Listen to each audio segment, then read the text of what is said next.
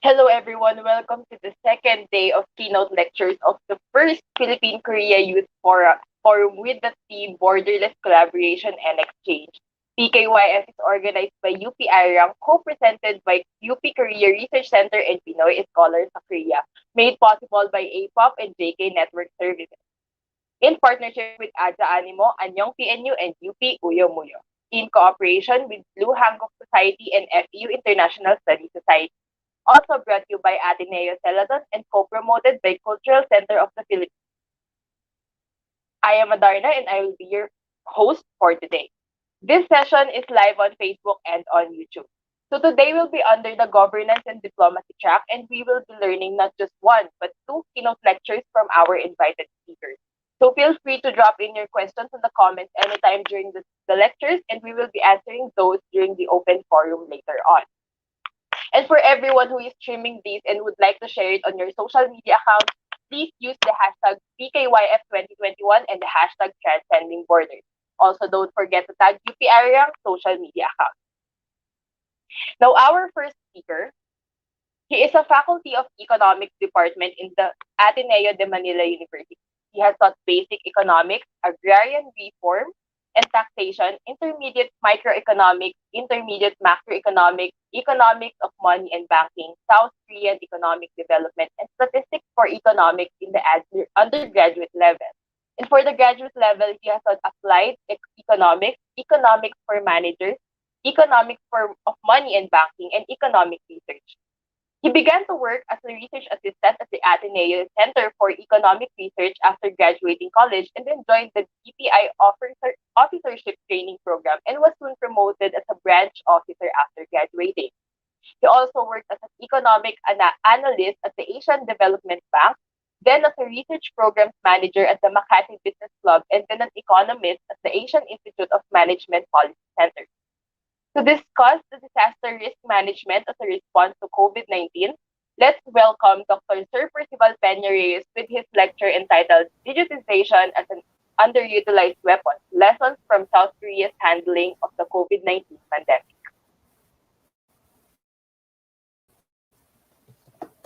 Thank you very much for that glowing introduction. Good afternoon to everyone. I'm very honored to be here to present here in the PKYF. So if I may, I would just like to share my screen with everyone.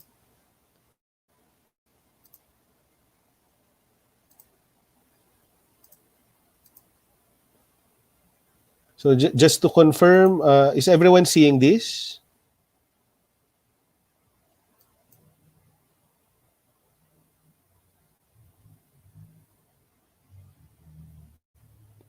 Yes, anyone there? Could anyone confirm if this is visible?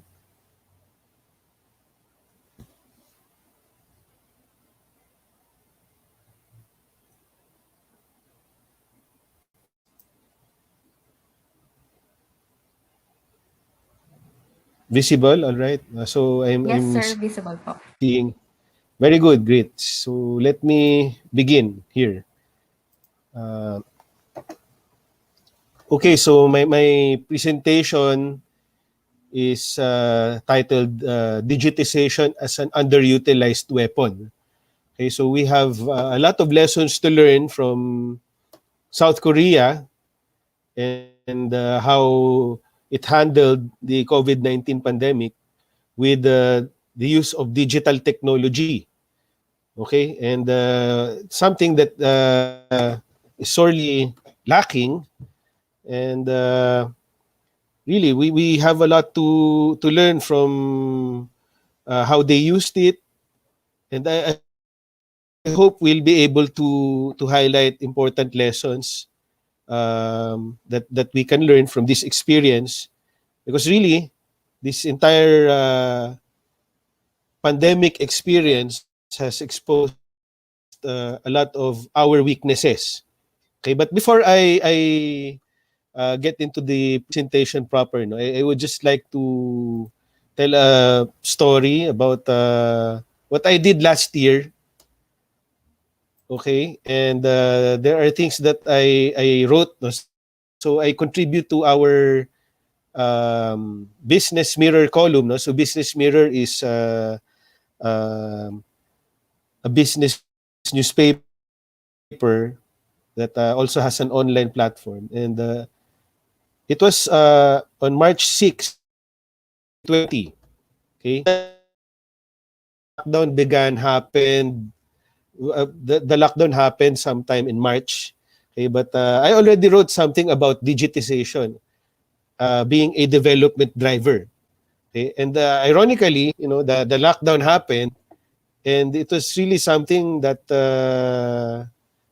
opened our eyes to the importance of digital technology and how it could have made our life had we pursued this more deliberately and more aggressively. Okay? And a week after this, uh, 2 weeks after this, I wrote another column about COVID-19. And here I highlight in this column the weaknesses that were already present even before COVID happened. Okay? So I highlighted here, mainly three things that made us vulnerable to a pandemic. No? One is having a large informal economy. Okay? And when you have a large informal economy, there are many uh, who live day to day. No work, no pay. So there's a labor-leisure trade-off that we need to consider. And for most people, really, the most Filipinos who work in the informal sector cannot really afford leisure. So if they don't work, they don't have anything to earn. So they won't have anything to spend on essentials like food, okay, and medicine and clothing and all of those things. So a large informal economy, a low propensity to save and invest, okay, and widespread financial exclusion. No, not many of us have bank accounts. And so, what did we see? Aid distribution, which was really delegated to the local government units. We see that aid either in cash or in these things being distributed door to door. And it was so disorganized. And then there was also a lot of risk in carrying cash door to door.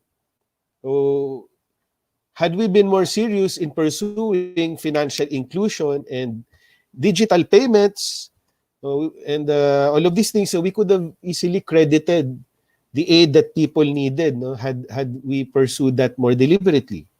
Okay, so even before COVID happened, I would like us to realize that we already had weaknesses that made our situation fragile. Okay? And these weaknesses came to the fore when COVID happened. So there are many good lessons that we can learn. And that's why my presentation is titled as such, digitization as an underutilized weapon. And of course, South Korea being a very good model of how digital technology can be harnessed for the good of mankind, okay, we want to use that as a model in order to draw important lessons, no? In order to see how easier or more manageable things would have been if such an infrastructure were in place. And of course, we would require a lot of investment here, but we should have invested that a long on that. No, we should have on those things a long time ago. But it's only now that we're realizing when it's in the middle of crisis that we realize what we should have done long ago. All right? Okay, so the flow of my presentation, no, there are only three questions that I would like to answer. Okay, so where are we now as far as digitization goes? Where do we want to go, and how do we get there? But just to briefly define what digitization is, okay? So there's a definition in Techopedia, and digitization, as defined there, is the process of converting analog signals or information of any form into a digital format. Okay, and this digital format presumably can be understood by computer systems or electronic devices.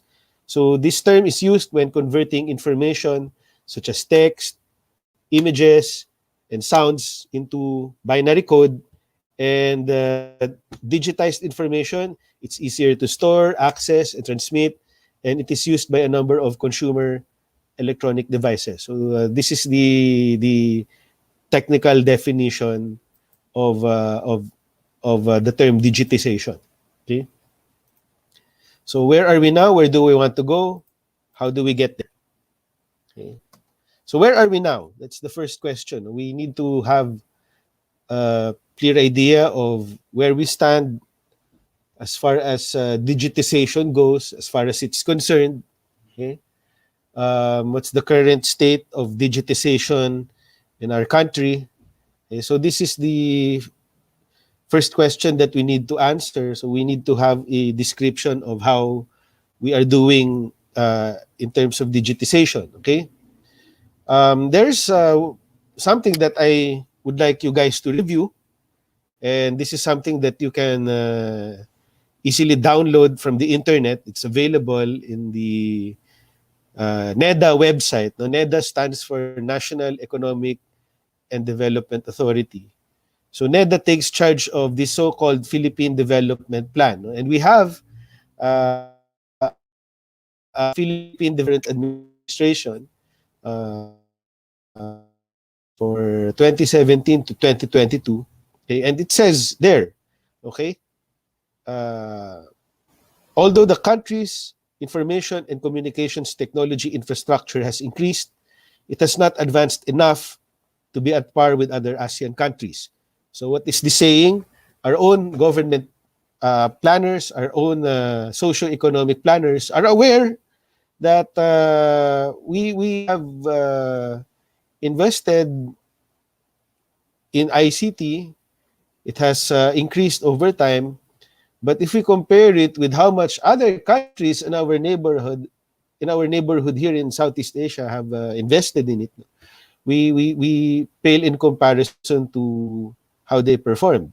And so the government is aware of this. Okay, and it gives also some numbers here. No? So despite the increase in service coverage, okay, so they cite numbers. Perhaps these numbers need to be updated now. But according to this document, no, cellular mobile is at 99.38% service coverage, and broadband internet is at 76.44% of cities and municipalities. Okay, the Philippine ICT infrastructure is still inadequate and pales in comparison with competing economies in Asia in terms of quality and affordability. Okay, so the broadband download speed is among the slowest at 4.3 megabits per second. Okay, vis-a-vis the ASEAN 5 average of 9.6 megabytes per second, and this was in 2016.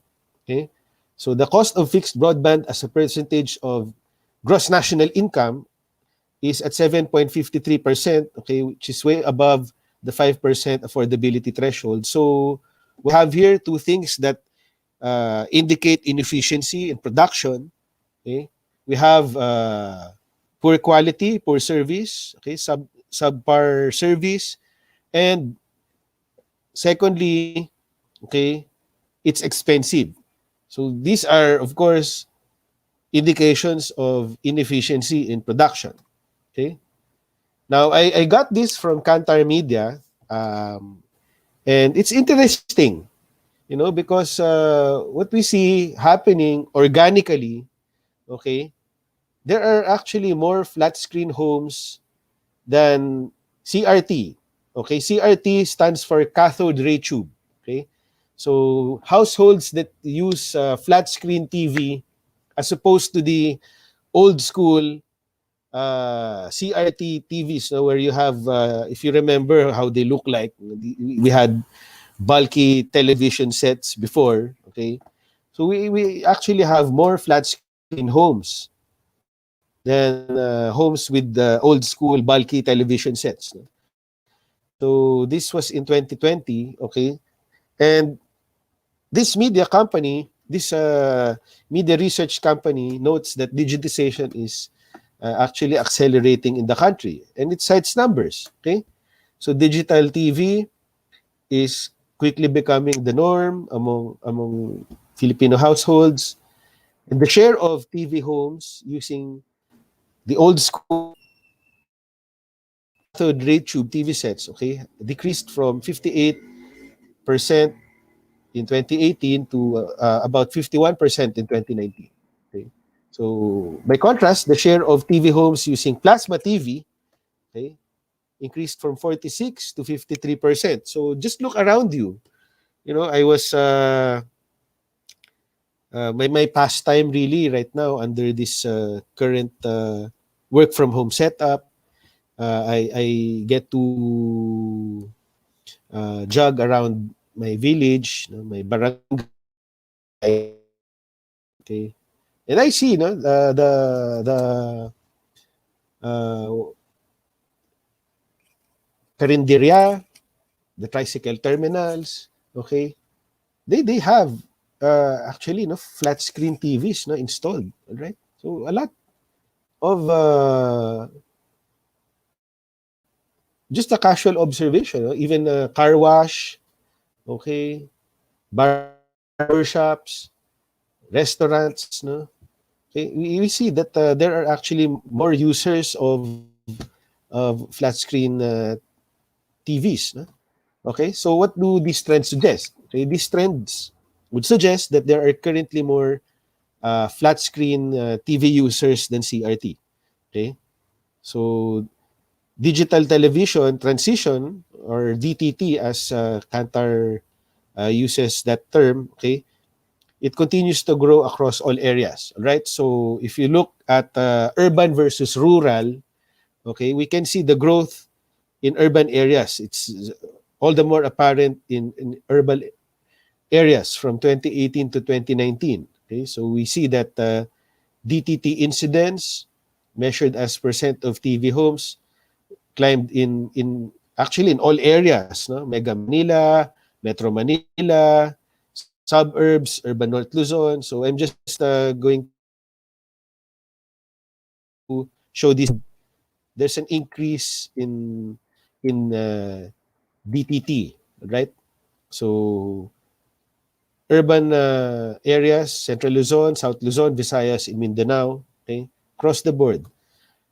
And also in rural areas, we see an increase as well, although it's at a more subdued pace, but the trend is still upward. Okay, so these are the trends that Kantar Media was able to highlight in their report.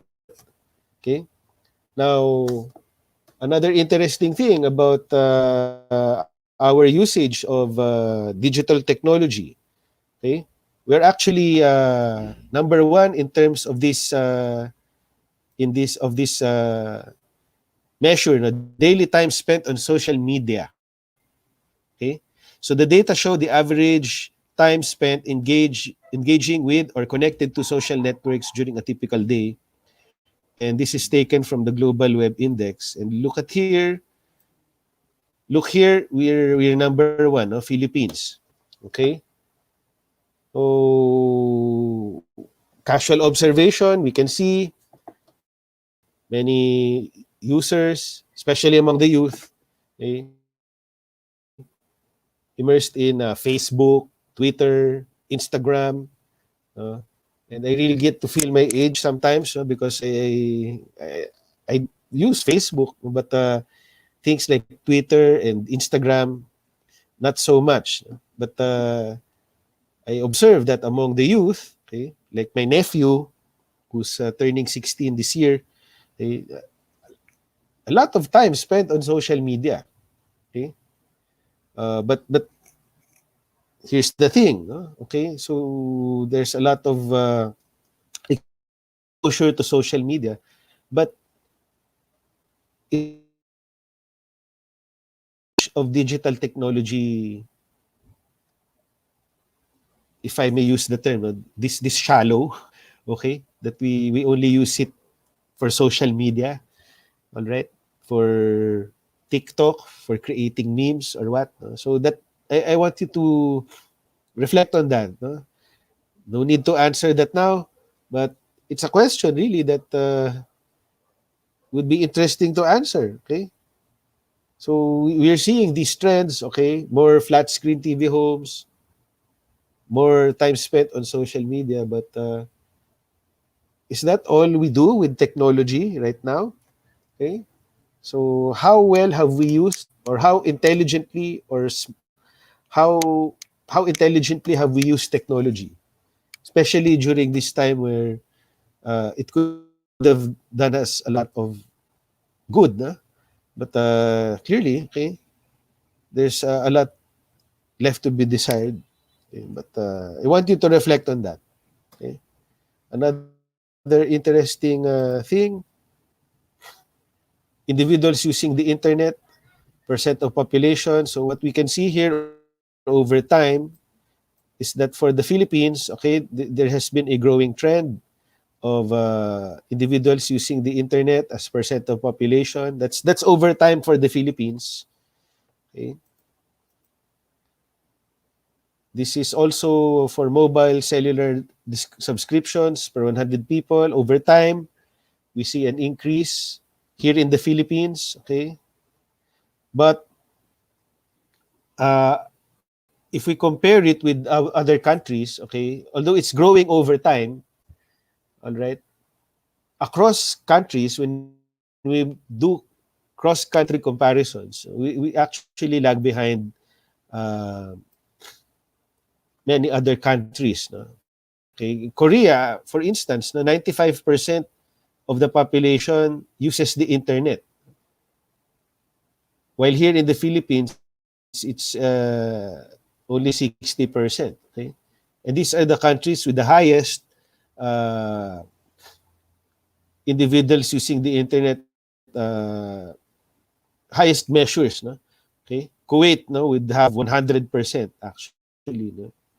And the source here is the World Development Indicators Database from the World Bank. Okay. Another interesting thing here, uh, compared with our neighbor here in Southeast Asia, okay, we see here Brunei. Okay, Brunei na has 95% at par with Korea.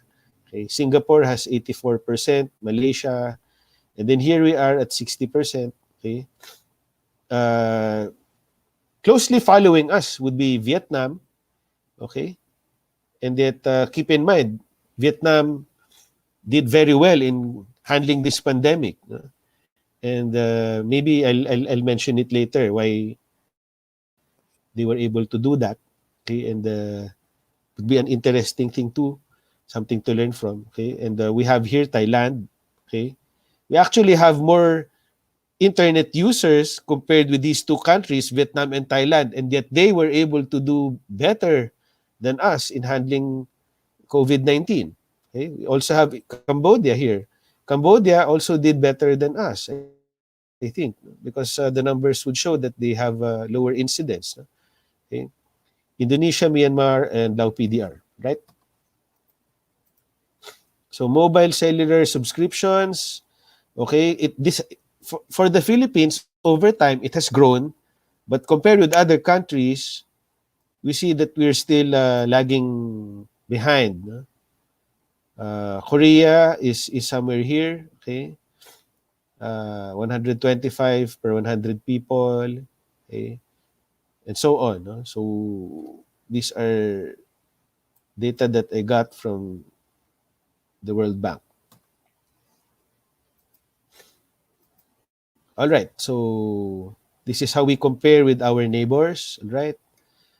Many of our neighbors are actually doing better than us, okay? And in terms of connection speed, okay, this is an interesting thing because we see Korea in terms of connection speed, so they have a lot of users more compared to the Philippines, and the speed is also globally, okay, it ranks high up there globally. Okay, South Korea would have actually the fastest average connection speed for IPv4, okay, followed by Norway, Sweden, and so on. Okay, average peak connection speed. Okay, we see that South Korea also figures prominently in this ranking. Um, and here, okay, Philippines, we're actually even behind India and Indonesia here. We Korea is ranked number one, and here we rank 100th. No? All right. No? So Korea there at the top, Philippines here at the bottom. Okay. Korea here at the top, Philippines here at the bottom again. All right. So I think you get the picture, right? So yeah.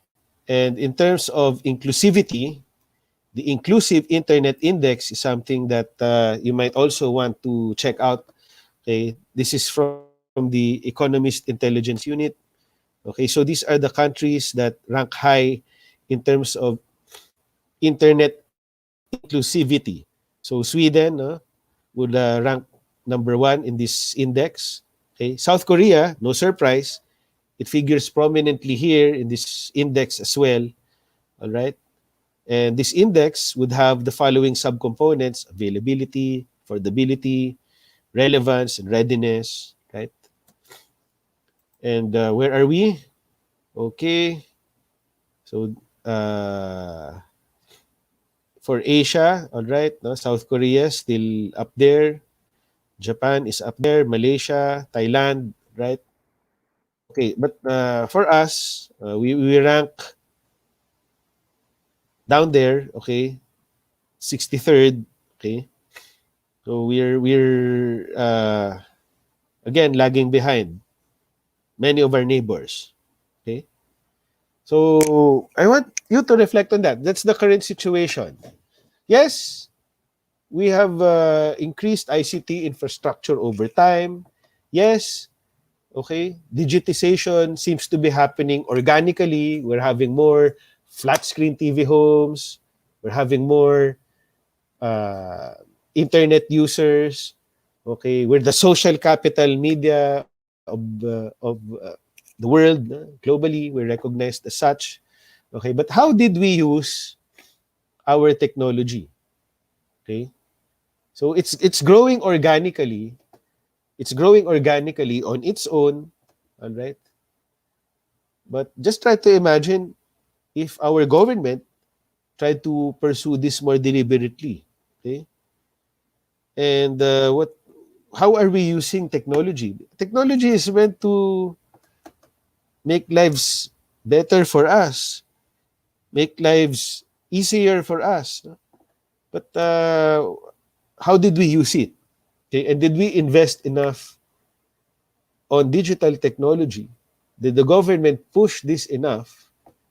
Okay, in order to make lives easier for us, especially in this time of pandemic. And that's the difference really. Why do I highlight that? No, because um, leadership is also involved. Okay, Korea is known for what we call for picking winners, okay, industrial policy. So the good thing about Korea really is when things are led by government, the government really has a very clear and determined focus to get things done, to focus on particular industries, make them successful, etc. And they harness that focus, they harness their energies strategically, deliberately to get things done. Okay? But can we say the same for our government? So digitization, the South Korean government, I'm sure they really pushed for digitization. Okay? And that's why we see where they stand in the world. But for us, we just let things happen, yeah, organically, without really government making any deliberate push towards it, for it. But, you know, we could have done much more. Okay? So, the next question, where do we want to go? Okay? As far as digitization goes. And here, we try to articulate an alternative state, something ideal that we can aspire for. And we need not look far because Korea already serves as a good model of where we could possibly take our digitization efforts. All right? So let's take a look at this. How did Korea use its technology? Okay. So South Korea took rapid, intrusive measures against COVID-19 and they worked. Okay. So this is something that I found in this publication, The Guardian. Okay. Also, another interesting thing that I found from Brookings Institution. Okay. Combating COVID-19 lessons from South Korea. Okay. You might want to look for these articles. Okay. Now, South Korea really had a very clear national strategy. And what underlies this strategy, of course, no, is technology, digital technology. Okay? And here in the Philippines, I don't know if we can say the same. Okay, have we done this? Have we done testing enough? How about contact tracing? Okay? And treating the illness. We see the problem right now. We have a surge. Okay? Public health system is getting overwhelmed. Okay? So this is what South Korea did in terms of this strategy, the 3T strategy, testing, tracing, and treating. Okay?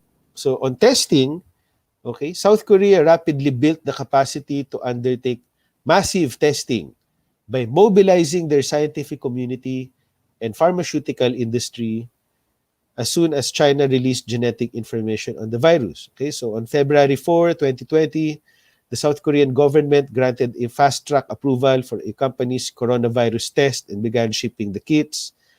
A second company was approved a week later, and two more soon followed.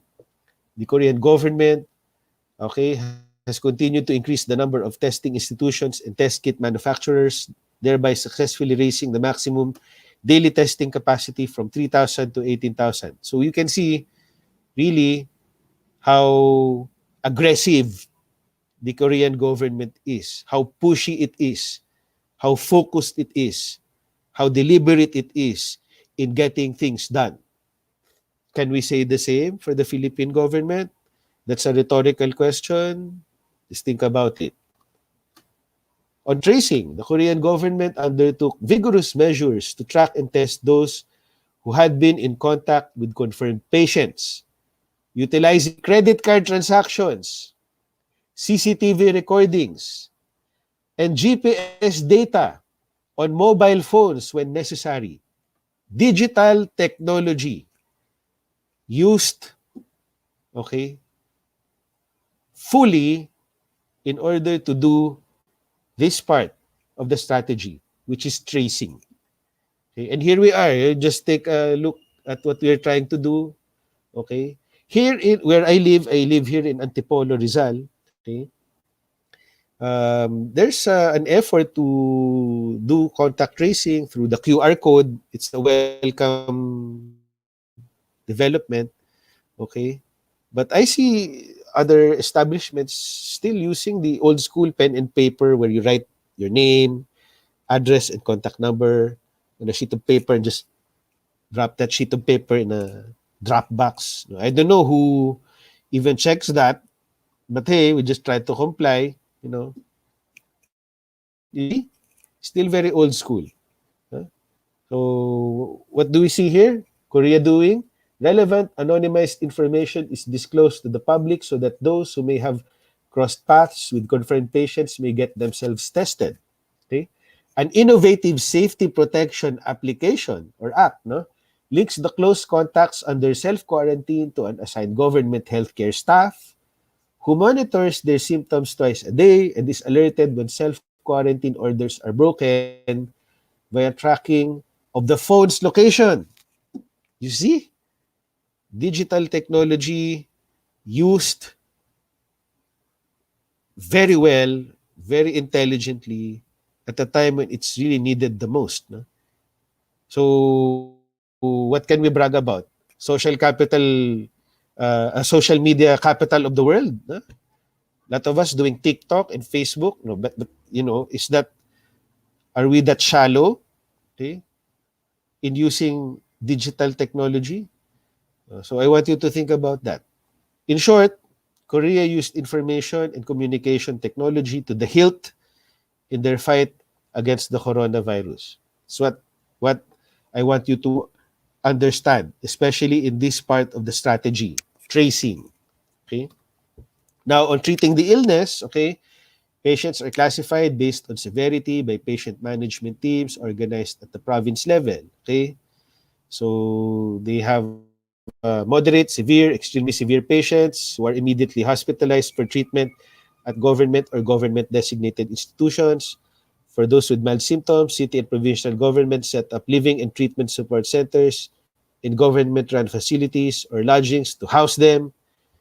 Patients are monitored at least twice a day and transferred to healthcare institutions if symptoms aggravate or discharged when symptoms are mitigated. Okay, but they're able to do this. This part of the strategy, treating the illness, could be done more easily if they could clearly identify who is at risk. Okay? And that, again, is enabled by technology. Okay? Digital technology. So that the key contribution of digital technology in this overall strategy is here, especially in the tracing part. All right? So they have a national strategy. And I don't know if we can say the same for us. Many people not satisfied with how things are being done here. Many people not really satisfied with the IATF. Okay, but here, Korea would have, okay, a very uh, clear national direction, clear national guidance on a clear national strategy. And what enables this strategy is digital technology. All right. So what do we have here? Okay. We have here phone location information, card transaction logs, CCTVs. These are, again, digital digital technology being used, okay, intelligently, especially at a time when it is needed the most, right? So it's not that we lack any vision or planning. That's the thing. We have so many plans, we have so many grand visions, but we seem to be lacking in the implementation, okay, in realizing what we envision for ourselves. So we have, to be fair, we have a lot of good plans, okay. We have e-government, IT infrastructure, and public sector innovation, okay. Um, Here in the Philippines, no, we have that. No, it's spelled out in the Philippine Development Plan. No? We have these things, okay. But we fall short in the implementation part. Okay? So by contrast, no, South Korea was effective in tracing people who may have come into contact with those who tested positive for COVID-19. Okay, nearly all South Korean citizens have smartphones and use credit cards. Okay, as opposed to here in the Philippines, so many are financially excluded. Okay, a large informal economy, a low propensity to save and invest, and widespread financial exclusion. Okay, so when we need to give aid, where do we credit the aid? We have to go door to door and distribute cash. That's how inefficient we are. And these weaknesses, okay, these risks, no, were have been existing even before COVID, okay? Even before the pandemic struck us. No? All right? I want you to think about that, okay? So with the data, government can trace the potentially infected population using CCTV footage to identify potential contacts when needed. Those in close contact, okay, with the infected are asked to get tested, and there is quarantine. So all of these things are enabled by digital technology. Okay. So an arduous process, but South Korea, okay, has maintained the ability to trace and contact potentially infected persons. Okay, South Korean government can track citizens who are under quarantine to ensure that they stay home. They really made good use of this. Okay. And the thing is, if you look at their government, very clear, decisive, they provide guidance, okay, and they're very pushy. One thing that you need to learn about how Koreans do things, no, very pushy, aggressive, and deliberate. Now, try to contrast that with what you're seeing here in the Philippines, and you'll get an idea where we have fallen short. Okay, so moving on. Okay, and this is an important thing that I gathered from those reading materials that I was able to review. Okay, this has an effect of breaking the chain of potential infections. Okay, and South Korea never had to lock down any city nor quarantine the general population to contain the virus, unlike what we're seeing here. Okay, so what we're seeing here, no, it's really more of a shotgun approach, when COVID really would require very precise surgical solutions. But we have, just a shotgun approach. No? If your only tool is a hammer, everything looks like a nail. Okay? And, we have a blunt instrument, lockdown, but look at what happened to the economy. Okay? So there's that thing. Okay? So public health, you want to take care of your people because your people are human resources, are any country's most valuable asset. You need to preserve that. Yes. No? Okay. But there is a cost to the economy. What did the Philippine government do? Okay. We resorted to lockdown. Okay. Because we don't have digital technology like Korea. We don't have all of these things. Many people financially excluded. We cannot credit the aid to bank accounts. So what we did, okay, lockdown. Okay. We were hoping that we would, okay, lower the numbers, okay? And eventually we did, but now we're seeing a spike, no, because economists argue that we opened up quickly, sooner than we should, okay? And there's that trade-off, okay?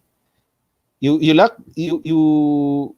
weren't really able to contain the spread of COVID-19, and at the same time, you put the economy in very bad shape.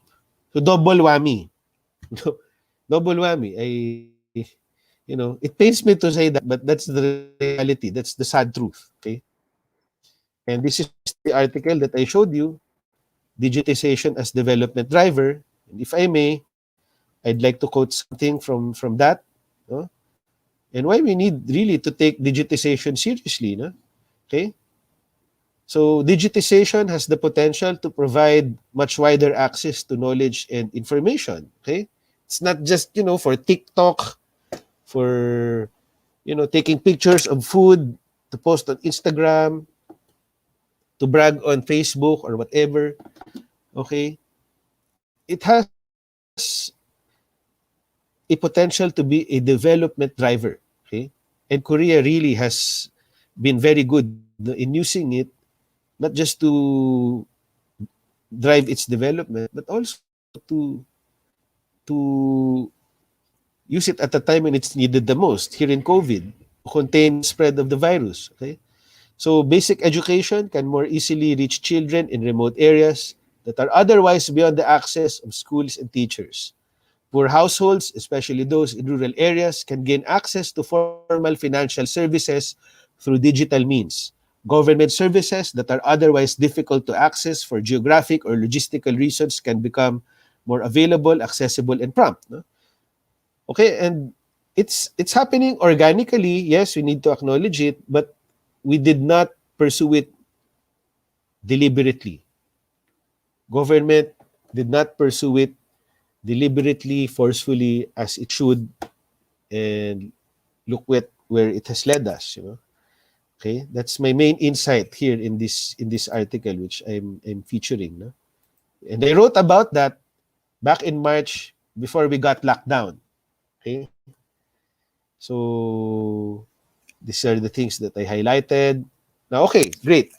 We have a model. Korea is a very good model, and we can see, okay, contrasts between Korea and the Philippines as far as pushing for digital technology is concerned and how to harness that technology. Okay, now, okay, it's not because we don't have any plans. It's not because, okay, we don't have any vision. In fact, we do have a Philippine development plan. Read that. Get a sense of what our own socio-economic planners have put together for us. And that figures prominently in their plan. No? Okay. Now, I would like to quote from my colleagues in the department, though these are more senior economists, more seasoned economists. Okay. And they gave very interesting insights. Okay. How do we improve our situation? Okay. So this is from Dr. Shelito Habito, who's celebrating his birthday today, April 20. Okay. And this is what he has to say. No? So from what Dr. Habito is seeing, it looks like ICT and data science have been buried deep in the box of technology tools our government has so far deployed in the fight against COVID-19. Pharmacology and epidemiology are of course necessarily prominent, but as a potent weapon against the pandemic, ICT seems to have been relegated to the background. Okay? So we cannot contain the virus through sheer political machismo and the heavy hand of the state, lockdowns and all of these things, very heavy-handed solutions, shotgun approaches. We need surgical approaches. We need to target certain sectors so that we can open up the economy partially, okay? So that we still manage to, keep some industries afloat, okay? So our government leaders need timely and accurate data in devising strategic measures to contain the virus. And how do they get timely and accurate data? It's through digital technology. Okay?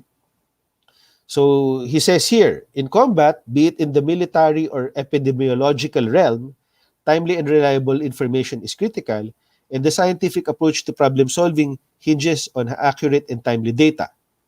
Okay? More than impacting our lifestyles, okay, the compelling need for inclusive growth that has eluded us for so many years can well provide the impetus for promoting wide internet accessibility for Filipinos. So what he's saying here is, okay, we need to really invest more on digital technology. And it's not just investing more, but we need to have a clear, more deliberate strategy. Okay? So we really should not just content ourselves with all of these shotgun approaches, these blunt instruments, lockdown. You know, when the problem really calls for more finesse, more surgical solutions to problems. No? Okay. Also about digital technology being equalizer. Okay, we also need to make our world a fairer place, and the internet just might be the great equalizer that we need to lead us towards that end. Okay, so making the internet readily accessible nationwide does not only mean everyone can access Facebook. Again, my question there: are we that shallow that we take pride in being the social media capital of the world? My God, no, we could have done far better things with technology. Okay, but yeah, no? Especially during this pandemic. No? So it also means that much wider access to the empowering knowledge and information that the internet holds. So we need to harness these things. Okay. Another colleague of mine, no, who I'd like to mention here, offers good guidance, no, good insights. So how do we get there to a state where we use digital technology to maximum advantage? No? Okay. And here, no, he says that what we need is to reassure our people.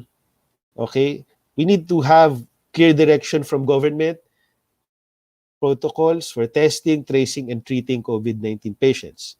And as we have seen from the Korean experience, especially in the tracing part, technology will play a crucial role in getting these things done, this strategy. Okay. So the biggest issue that we are facing is really from an economic standpoint, lack of confidence. Lack of confidence. Okay. So digital technology, had we been able to use that properly, okay, we wouldn't be this fearful. We wouldn't be this unsure of ourselves, our actions. Just like Dr. Habito mentioned, no, we need timely information because decisions are based on that. No? Digital technology is something that will give us timely information. But we did not invest in that enough. And so we're unsure of ourselves. We have a lack of confidence. When people are unsure, uncertain, unclear, or confused with various information, they will not have the confidence to move in this delicate environment. Okay? And that's why the economy is also going to suffer. Now, let's go back to this. No? I began with this. Let me go back to this, the Philippine Development Plan. Okay? And again, it's not because there is a lack of planning, but our socio-economic planners are spelling out these things, but I don't know why we fail to implement these things. Okay, ask yourselves that. No, why? Okay, but it says here with the adoption of the Integrated Services Digital Broadcasting Terrestrial Standard in 2013. Okay,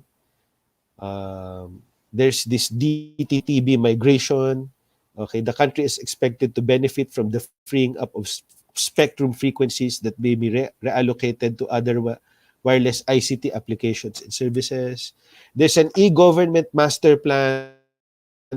There's an integrated government Philippines project. Okay, so government has these things, but somehow they weren't really, their value, their importance never really came through, especially during this time when we needed them the most. Okay, we have a DICT. Okay, and we have a DICT that takes charge of our national ICT development agenda. But I don't know what they were able to do here, especially pandemic. Okay, so just some parting thoughts. All right, political will. South Korea has clearly demonstrated a lot of that. That's why they were able to develop as quickly. Okay, they are able to prosper uh, a lot, leave us behind. Okay. So here in the Philippines, have we demonstrated this during this crisis? Okay. Political will, no? It has intentionality. Were we able to direct political will towards the right things?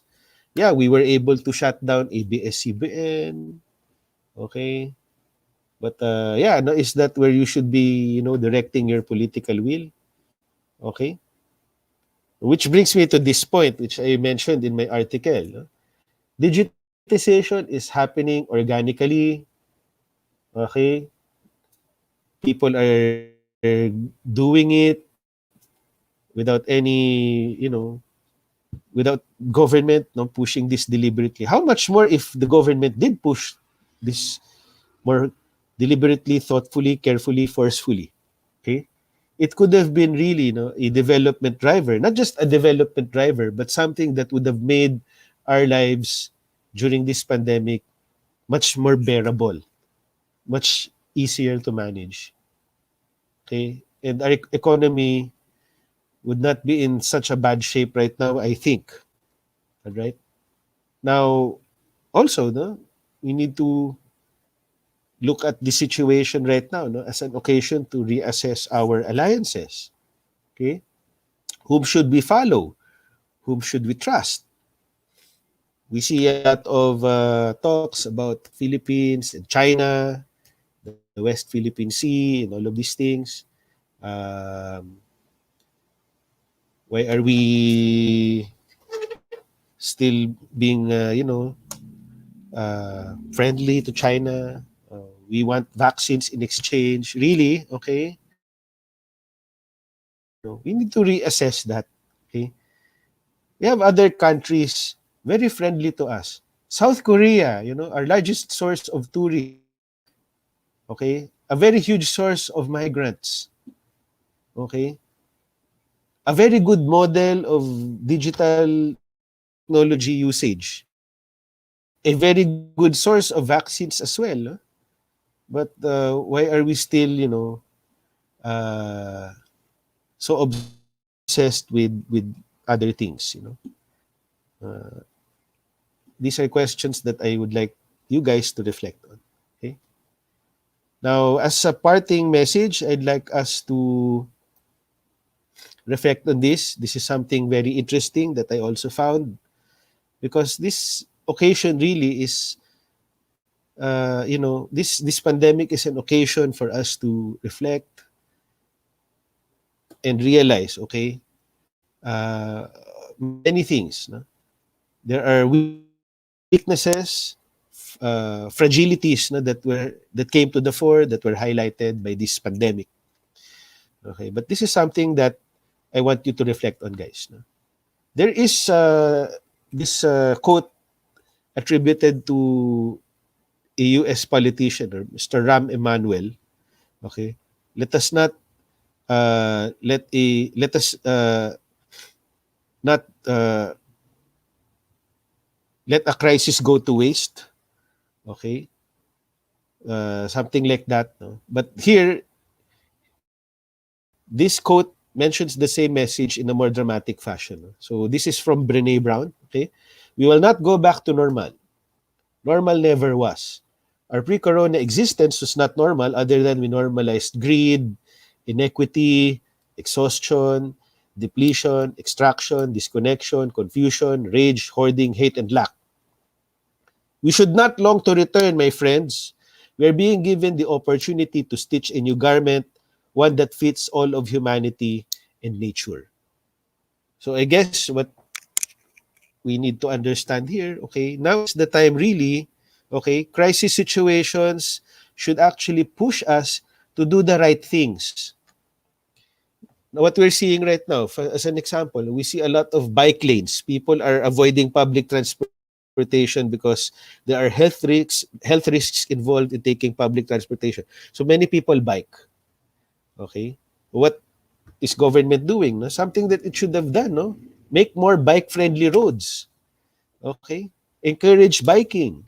Okay, and at the same time, make biking safe for everyone. So more biker-friendly infrastructure, bike lanes, wider bike lanes, okay, and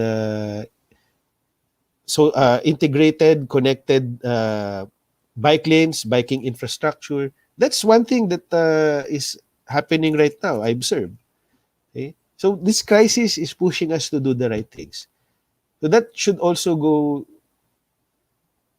That should also be the same with our interest in digital technology. We should push for it. We should invest more on it. And if it's any consolation, guys, I was casually watching the news yesterday. I heard on ANC that there are actually plans to, improve on our digital technology situation in this country. I heard that on ANC in passing. But really, I hope we make a more deliberate effort to get that done and learn from South Korea. South Korea is a very good model of how digital technology could make our lives better. And if I could say so, also pandemic proof, or at least we do not need to suffer this much, this deeply, if we had the digital technology, okay, fully harnessed. And we're seeing that right now. It's a wave that we're seeing. No? Digital payments. Okay, we have application apps. Okay, being developed. No, there's this app for tricycles. Since we have door-to-door transportation, tricycle. Okay, so there's this app called Pick Up, where you could hail a tricycle and the tricycle could just come instead of having tricycles lined up in a terminal, which again would go against health protocols of physical distancing. Okay? We have these things enabled by technology. We need to have more, actually. Okay, and let's pray that our country will move in the right direction in the years to come. So that's all I have for this afternoon. Thank you very much for your time, for listening. Thank you, Dr. Reyes, for that insightful talk. We learned the current state of the Philippines in terms of digitization and South Korea, and why South Korea is very good model in digitization, and what can we learn from Korea's clear national strategy. Now, again, for everyone who's watching, if you have questions regarding this talk, feel free to comment down below your questions so we can answer them later on. Before we move on, we invite everyone who's watching right now on Manset 2021 Summer Review that will be held on May 15, 2021. This is Anyong PNU's Hanmunsa's major event to be held virtually with a series of performances, raffles, giveaways, and variety of activities. You can like the official page of Anyong PNU at facebook.com/AnyongPNUHMS for more updates. Now moving on to our next speaker. He is a professor of international relations and former associate dean and department chair of the Graduate School of International Studies in Women's University. He is also currently the president of the Asian Political and International Studies Association. He has held visiting professorships and research fellowships at the Freie Universität Berlin, University of Sydney, East-West Center in Honolulu, Georgetown University, University Malaysia Sarawak, and Beijing Foreign Studies University.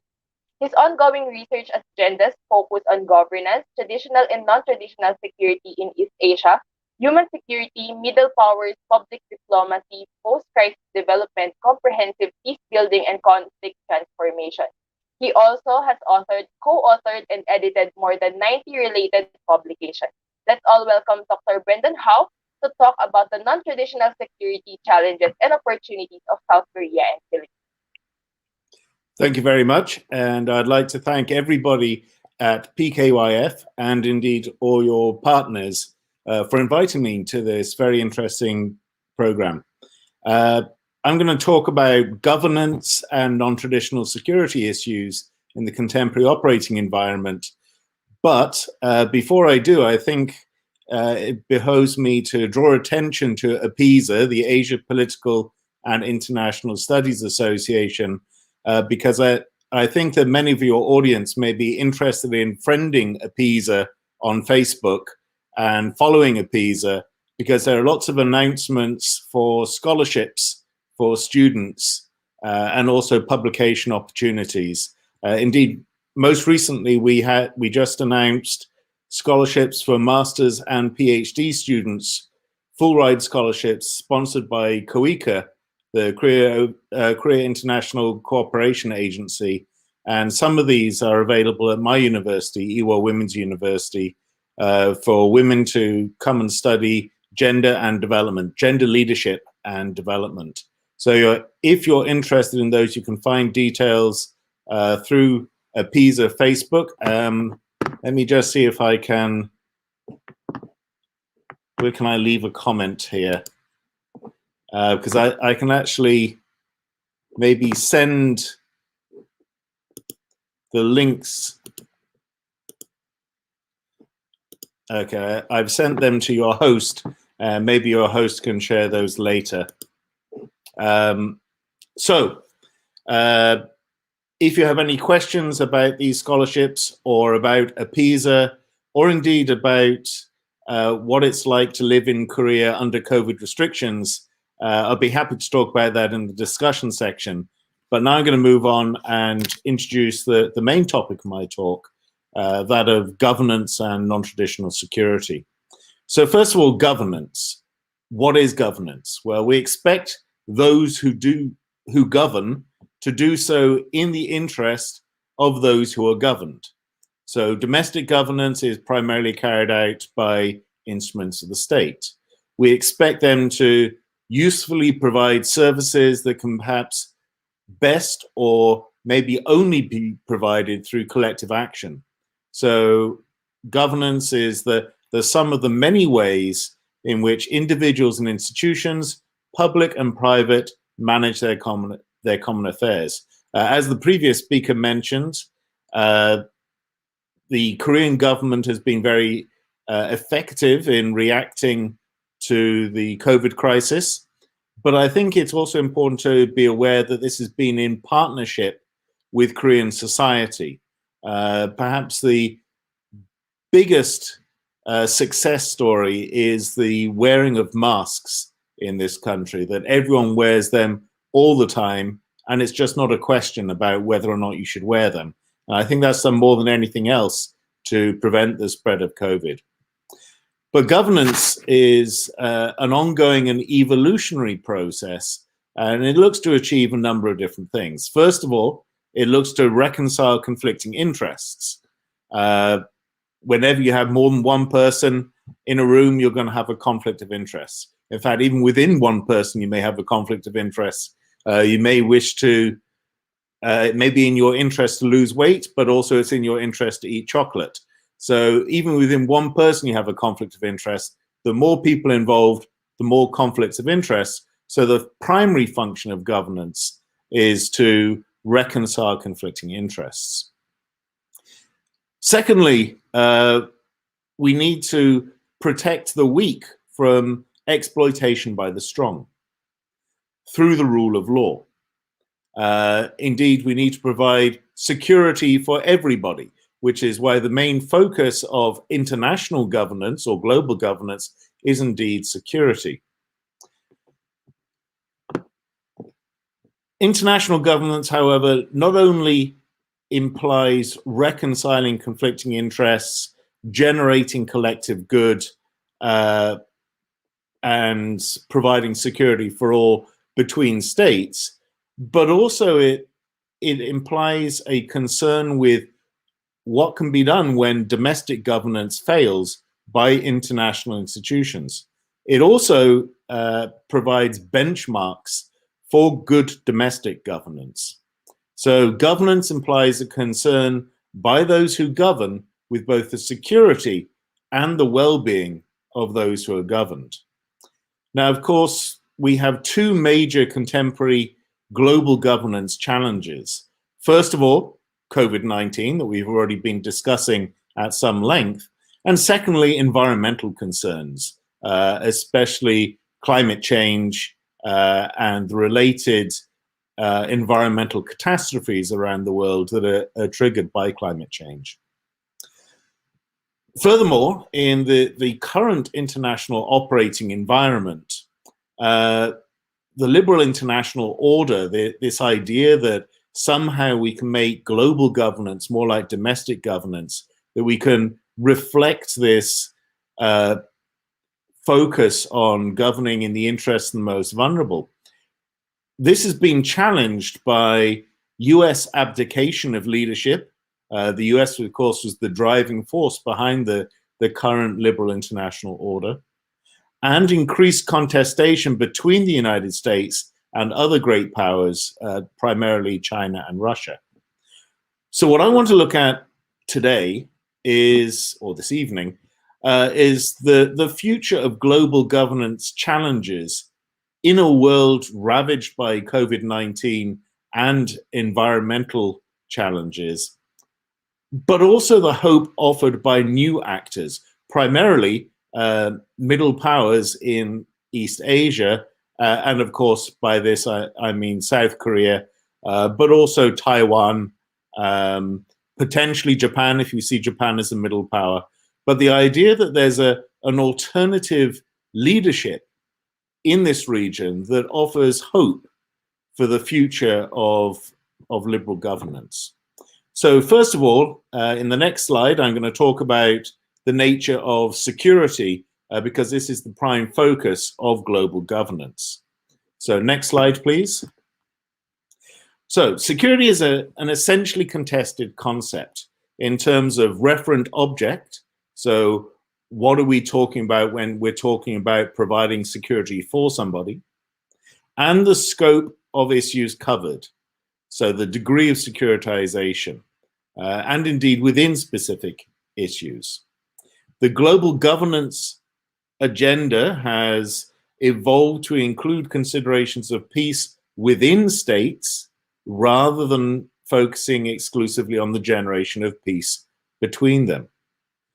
The rise of non-traditional security perspectives, NTS perspectives, and new security challenges has seen the broadening of the scope of inquiry along the x-axis of issues from a strict focus on national survival in a hostile operating environment to include a focus on non-military rather than military threats, transnational rather than national threats, and multilateral or collective rather than self-help security solutions. So this, of course, is particularly apt when we're talking about the two major security challenges of the day, pandemics and climate change. But there's also been an increasing emphasis on individual human beings and on the planet or global biosphere. So we're building down from states to the individual and up from states to the global biosphere. So a bidirectional expansion along the y-axis of referent objects. In policy terms, the quest for security is the attempt to secure freedom from existential threat for a referent object. Now, existential threat doesn't mean the threat posed by French philosophers. It means the threat to your existence as a human being. So each of these referent objects, whether it be individual or vulnerable groups or national survival or global biosphere, systemic survival, each of these referent objects faces an expanding multitude of threats, not just conflict. Conceptualizations of security in the academic and policy communities, therefore, have increasingly embraced a comprehensive understanding of security. Next slide, please. So if we start with the traditional security analysis and policy prescription, I see in the comments already someone has noted theory of realism. Well, traditionally, realism is the paradigm in international relations that's most closely associated with security. So traditional security considerations dominated domestic and international agendas throughout the Cold War. And let's be honest, they're still the default mindset of many security actors, whether they be statesmen or whether they be military commanders. So the focus of traditional state-centric or national security provision has been on changing the rational payoffs associated with different courses of action. From a realist perspective, the costs of unfavorable decision-making outcomes can be increased at either the implementation stage through defense spending or the post-action stage through deterrence. Liberal approaches, again, I'm in tune with the comments that are going up the side here. Liberal approaches work on the other end of the equation, that you increase the desirability of the status quo. These rational inducements for peace, either deterring or defending against attack, or encouraging people not to launch an attack by making the status quo more appealing, also apply at the systemic level of conflict management, wherein it's important that no state develops the capacity as well as the rational incentive to endanger systemic security. In other words, no state should be granted the opportunity and motivation to become a revisionist state. So all of this applies within the traditional security community and indeed the dominant IR discourse between neorealism and neoliberalism. But things are changing, especially since the end of the Cold War. Next slide, please. So many of the contemporary, next slide, please. So many of the contemporary threats to national and international systemic security, such as climate change, environmental degradation, pandemics, including COVID-19, refugee flows and forced migration, poverty and distributive injustices, natural disasters, and given the role of human agency, nature-induced disasters or man-made natural disasters. Many of these do not lend themselves to the machinations of state-centric rational payoffs.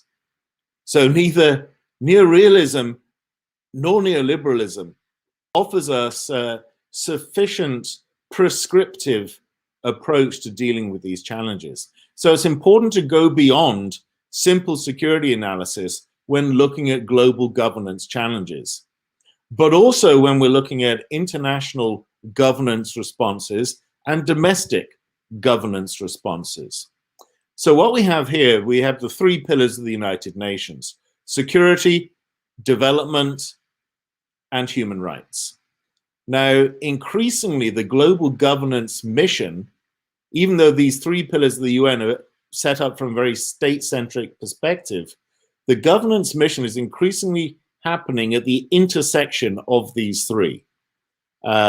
These new human-centered governance agendas, which have dramatically come to the fore in the post-Cold War operating environment. So these can be found at the intersection of the three pillars of the United Nations. At the same time, too great a focus on any one of these pillars can actually pose a challenge to human security and human development.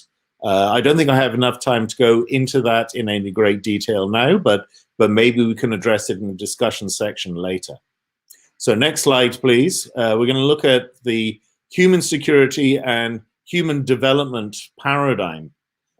That this humanizing of measurements of governance reflects what's come to be known as human security, wherein the referent object which governance actors are trying to protect from existential threat shifts from the state and or the interstate system to vulnerable individuals and groups, providing them with safe havens free from fear and free from want.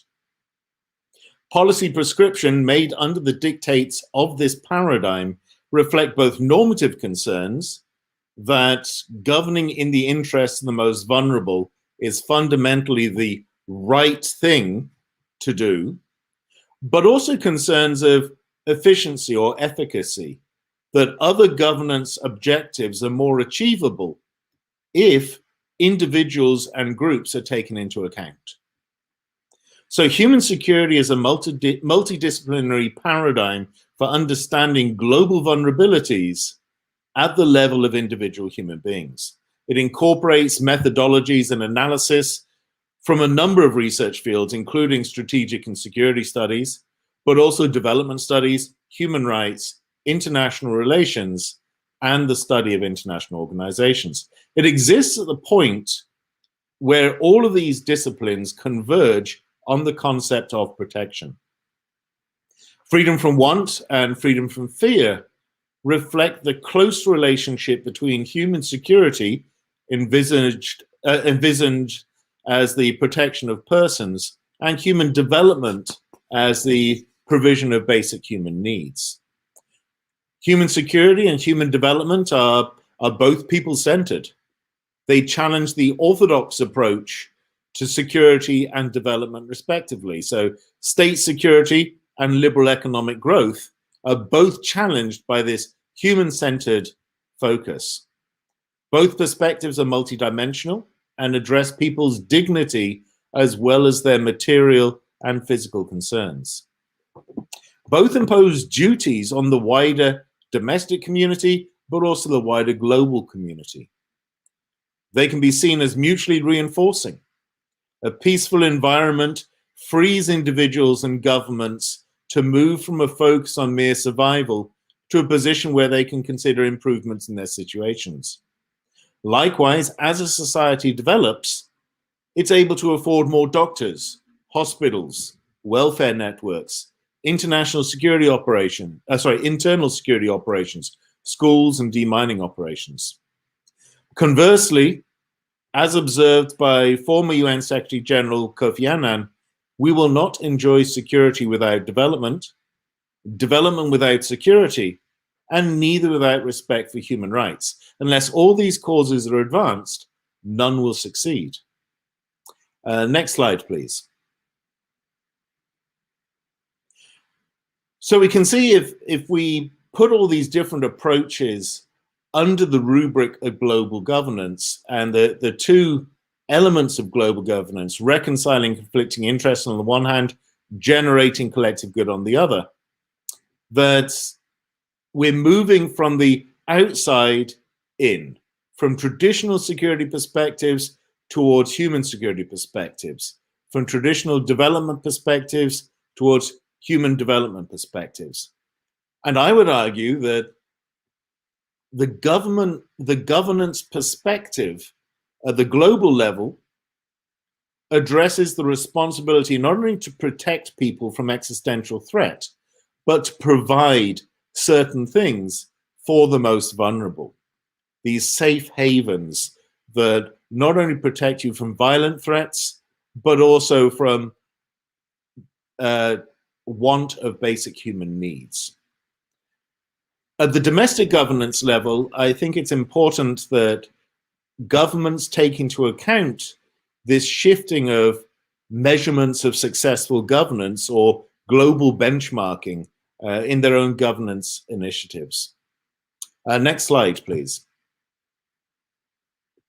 So let's look at some of these contemporary global governance challenges. The two most pressing contemporary governance challenges, environmental degradation or climate change and COVID, are both related to non-traditional security perspectives.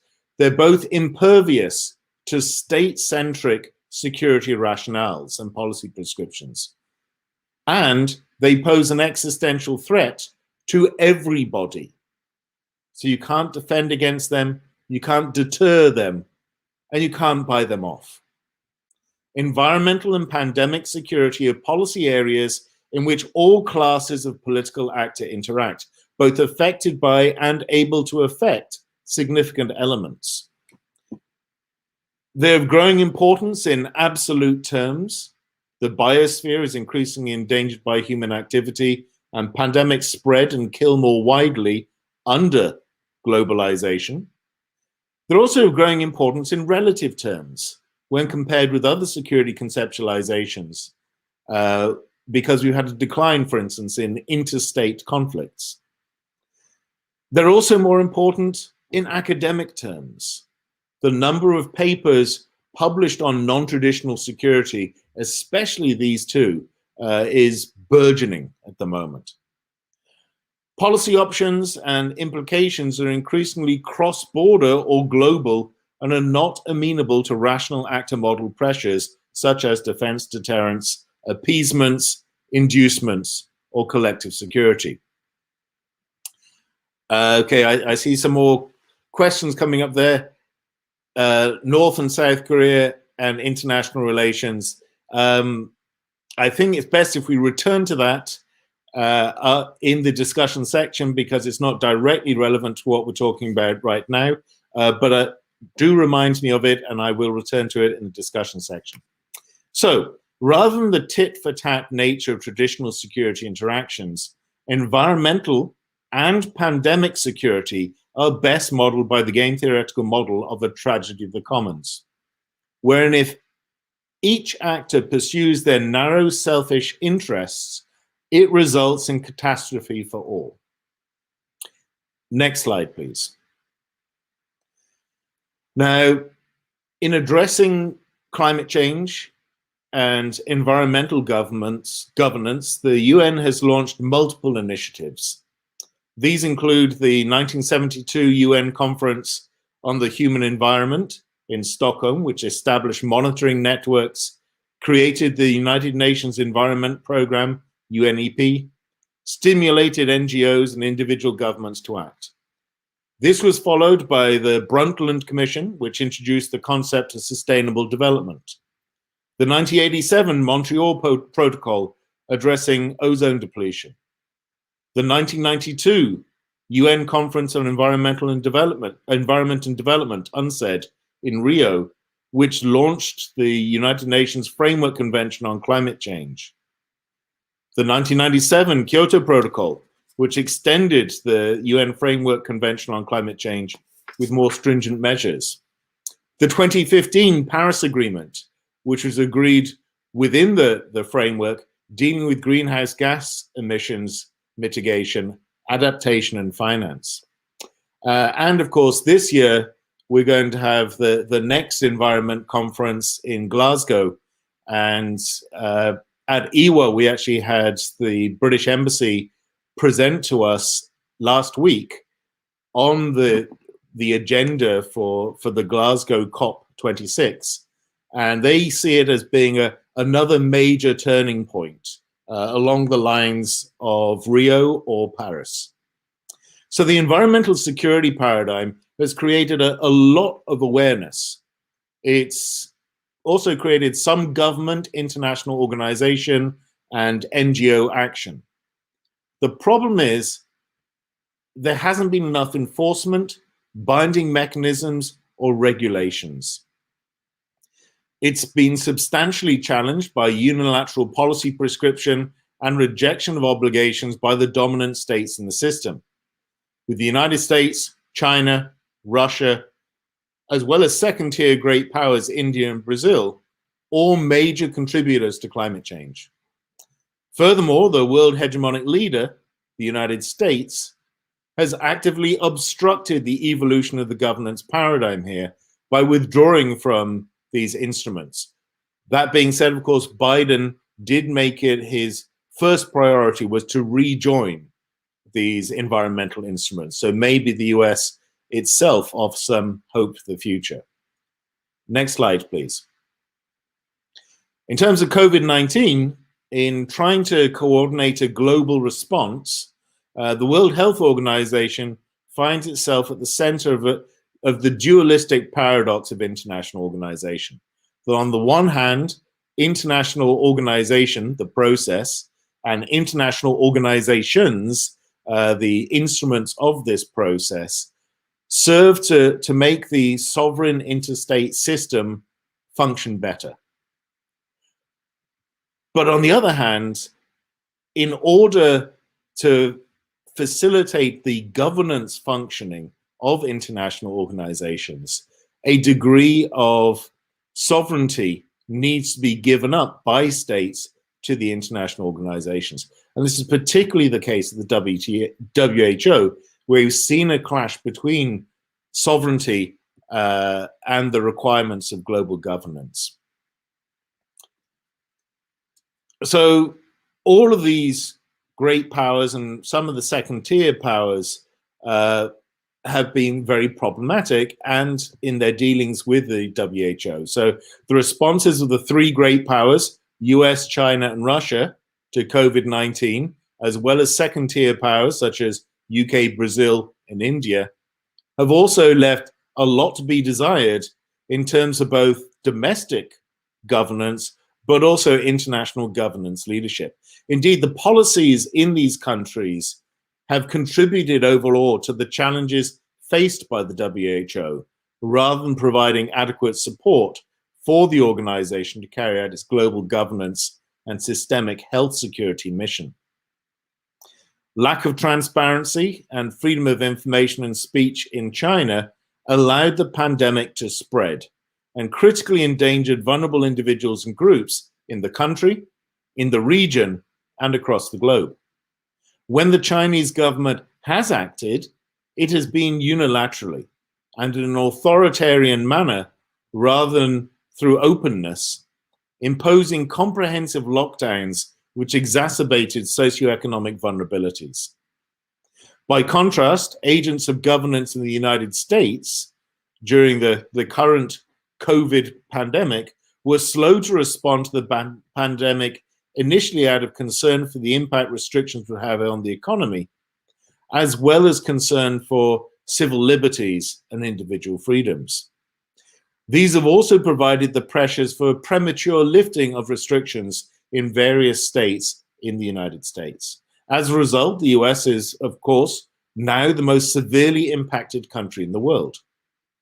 Internationally, China and the United States have focused on blaming each other for the impact of COVID-19, resorting to national interest security promotion rather than collective action, and showing inconsistent support for the mission of the WHO and even outright hostility.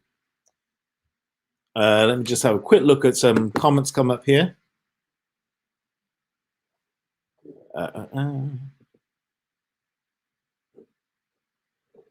Okay, I think I'm already addressing the first of those comments.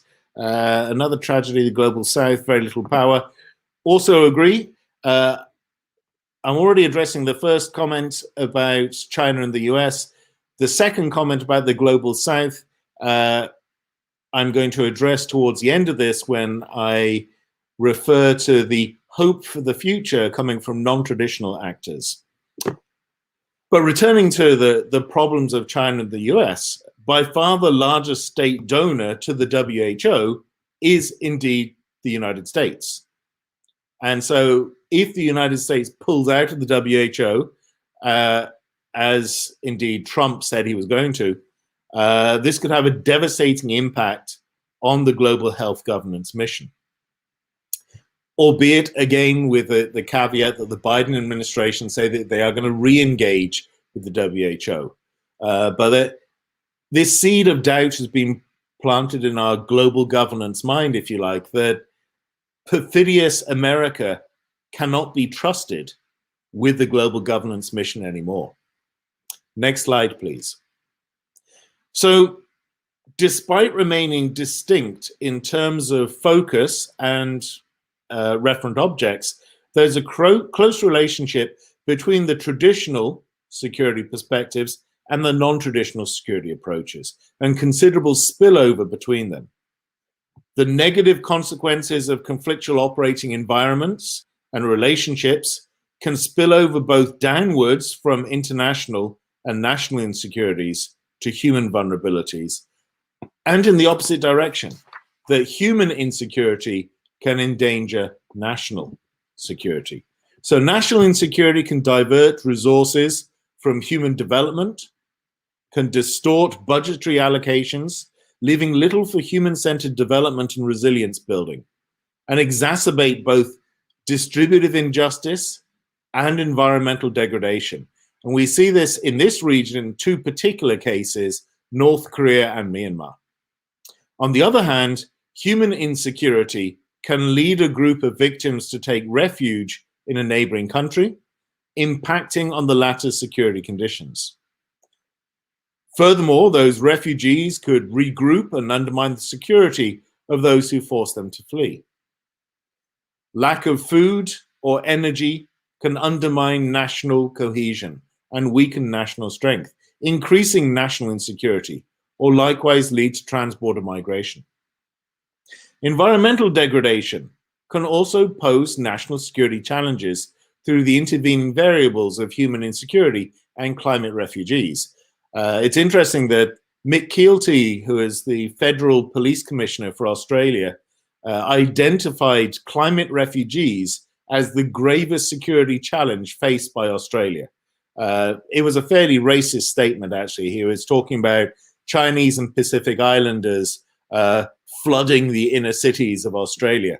But leaving aside the racist rhetoric, it does show the concern that human insecurity can lead to national insecurity.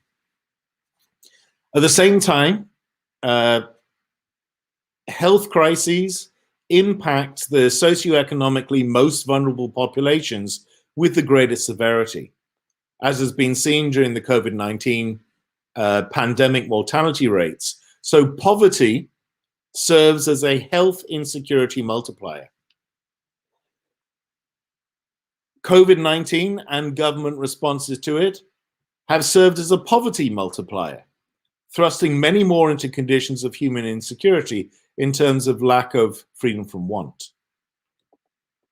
Despite clearer skies and waterways, at least initially, as a result of the global lockdown, potentially leading to fewer deaths from environmental health issues, researchers are now uncovering a link between pollution and the severity of the impact of the disease. Furthermore, concerns are emerging over the huge amount of non-biodegradable waste being produced, used, and discarded in terms of masks and PPE.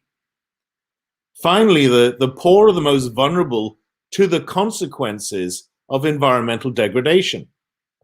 Poverty often precludes sustainable development practices, and natural disasters are exacerbated by environmental degradation. So there are these vicious cycles of insecurity, which are beyond the reach of state-centric security models and indeed state-centric security policy making. Next slide, please. So if we look at these different levels of security and existential threat, we can see that they're closely related, even if their focus may be different. And it's important to realize that spillover happens in both directions, up and down this table. I don't want to go on too long, so I think we'll move on to the next slide and say, all is not yet lost, however. That there are a number of sources of hope for new global governance initiatives, new benchmarking, and new actors. First, there's a growing recognition of the interdependencies between these levels and issues of security and the challenges they pose to all who govern, as well as the global nature of their existential threats. In order to break these vicious cycles of insecurity spillover, we need to focus on constructing resilient communities. And they must be built from the bottom up, in harmony with local values and nature, and in the spirit of international cooperation and global management of the commons, rather than top down and imposed through national security and development policy platforms which focus on the domination of nature. In other words, we need to focus on how to bring people constructively together to build a whole greater than the sum of the parts, rather than on how to keep them apart in order to mitigate against the worst manifestations of conflicts of interests. Secondly, even the great powers seem to be increasingly willing to play by the rules of global governance. The Biden administration, as I've already mentioned, has shown a willingness to rejoin the instruments of global governance. China has shown greater responsibility and a willingness to cooperate on pandemic management, while also aiming for carbon neutrality by 2060. There's been a gradual recognition that doing the normatively right thing can also be in the strategic national interest of powerful international actors. So even though I take the point from the comments there that the global south has very little power over global governance, nevertheless, there's an increasing recognition, even among those that have the most power in global governance, that it's in their rational self-interest to pay attention to the impact that lack of global governance can have on the most vulnerable. Third, here we have the rise of new powers. Middle powers, but also civil societies, are increasingly taking the initiative in human-centered or human-centric global governance. Increasingly, middle powers have found their foreign policy niches in the promotion of cooperative governance networks of non-traditional security and human-centered policymaking. Middle powers and their civil societies, in particular those in the Asia-Pacific region, including Korea, Taiwan, Vietnam, and New Zealand, have received glowing evaluations for their responses and also for their support of multilateral health governance efforts and the WHO. If we look at the funding for the WHO, I already said that the United States is the largest donor. But let's look at the other 9 of the top 10. The top 10 is rounded out by 3 middle powers: UK, Germany, Japan. 4 civil society organizations: the Bill and Melinda Gates Foundation, the Gavi Alliance, Rotary International, and the National Philanthropic Trust. And 2 international organizations in the United Nations Office for the Coordination of Humanitarian Affairs and the European Commission. So actually, it's only one great power that is listed in the top 10 of supporters for the WHO. In terms of the core voluntary contributions to the WHO, which are much more flexible than regular donations, meaning that the WHO has full discretion on how these funds should be used, the dominance of small and medium ranked powers, as well as civil society organizations, is even more stark. In order of support, we find number 1, UK, then Sweden, Norway, Australia, Netherlands, Belgium, Denmark, Switzerland, Luxembourg, France, the estate of Mrs. Edith Christina Ferguson, Spain, the estate of the late Marjorie Miller Thompson, Monaco, and then miscellaneous. So we see a tremendous initiative of small and medium powers and civil societies to tackle some of these problems. I see a question: what could possibly be the greatest stimuli that would fortify a better government? Well, it depends if we're looking at domestic governance or global governance.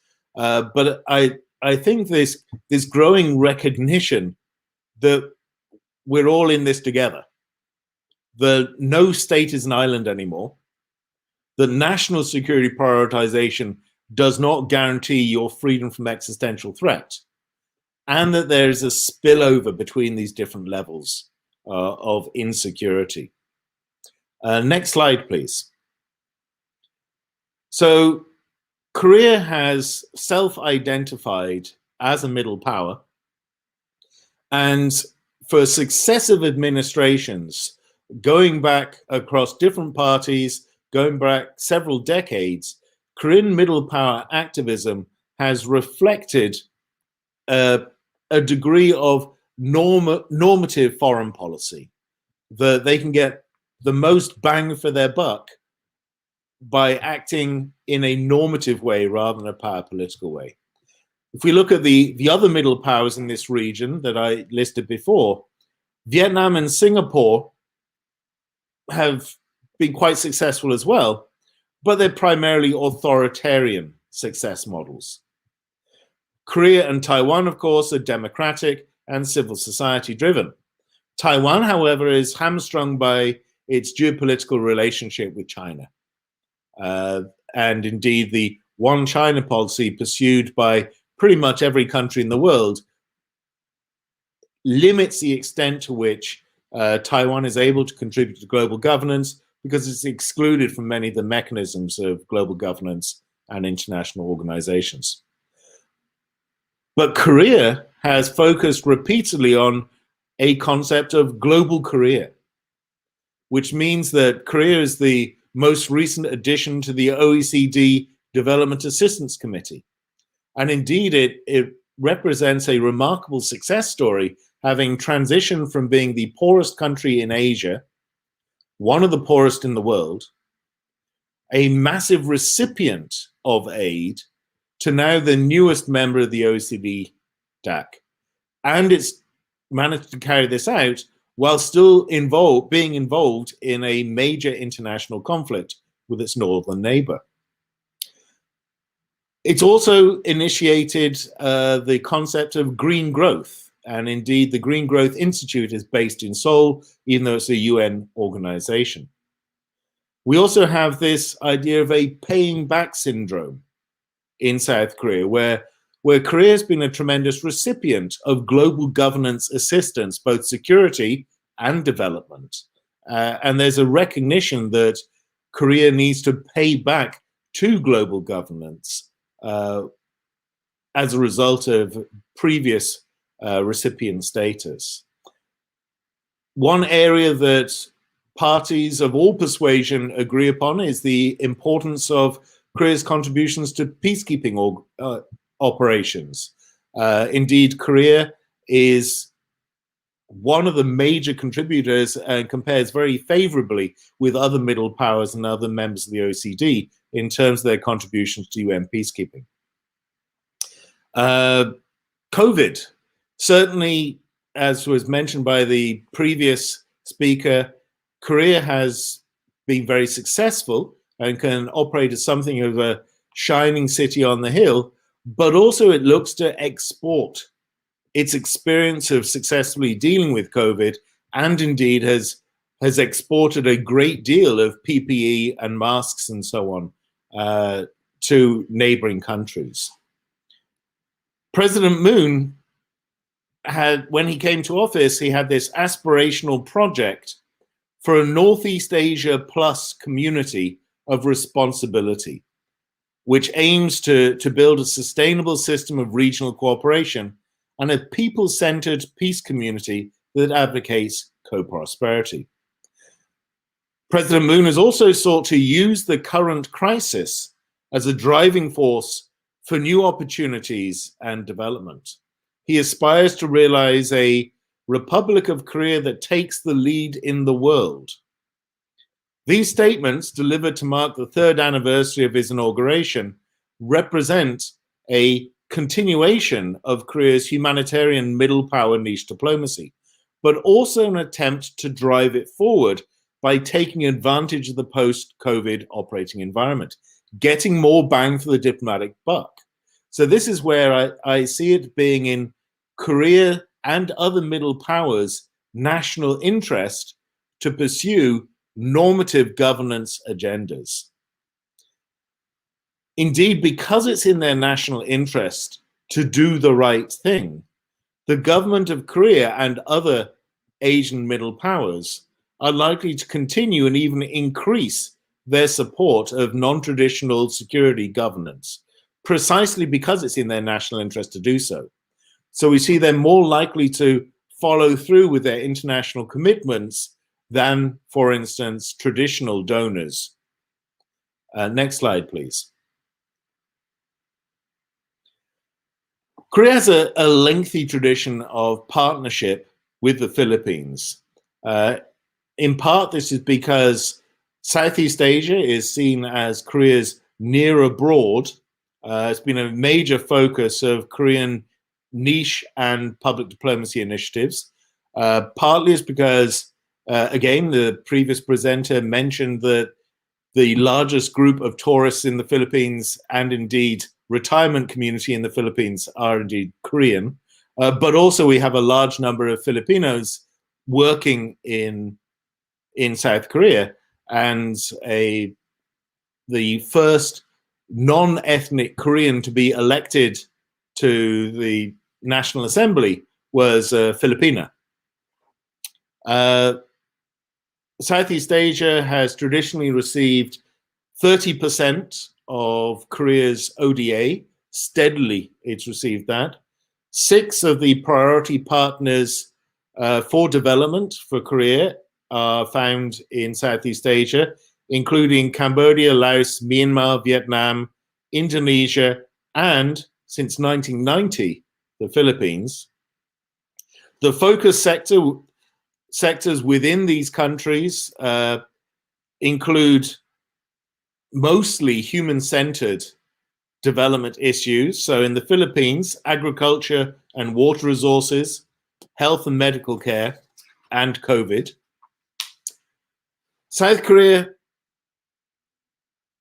the South Korean history of partnership with the Philippines, of course, goes back as far as the Korean War, when Korea was the recipient of assistance from the Philippines. So the Philippines sent a substantial troop commitment to help defend the Republic of Korea. Likewise, the Republic of Korea sent a substantial troop commitment for relief and reconstruction efforts in the Philippines after Typhoon Haiyan in November 2013. In fact, South Korea sent the largest contingent for the longest period of time of any of those who assisted the Philippines at that time. The South Korean military spent 2 6-month tours in the Philippines helping reconstruction efforts. So South Korea has been prioritizing humanitarian niche diplomacy. But also the buzzword these days, and I've been working recently as an advisor to KOICA, has been on the Humanitarian Development Peace Nexus, HDPN. And in this area, I think that actually South Korea has a lot to learn from the Philippines, the intersection of humanitarian assistance, development assistance, and peace building. Likewise, again, as has been mentioned by the previous speaker, Philippine civil society is very active. Maybe a lot of this is on social media, but nevertheless, again, I think that South Korean civil society can learn from the activities of Philippine civil society, especially in terms of domestic human security promotion. Next slide, please.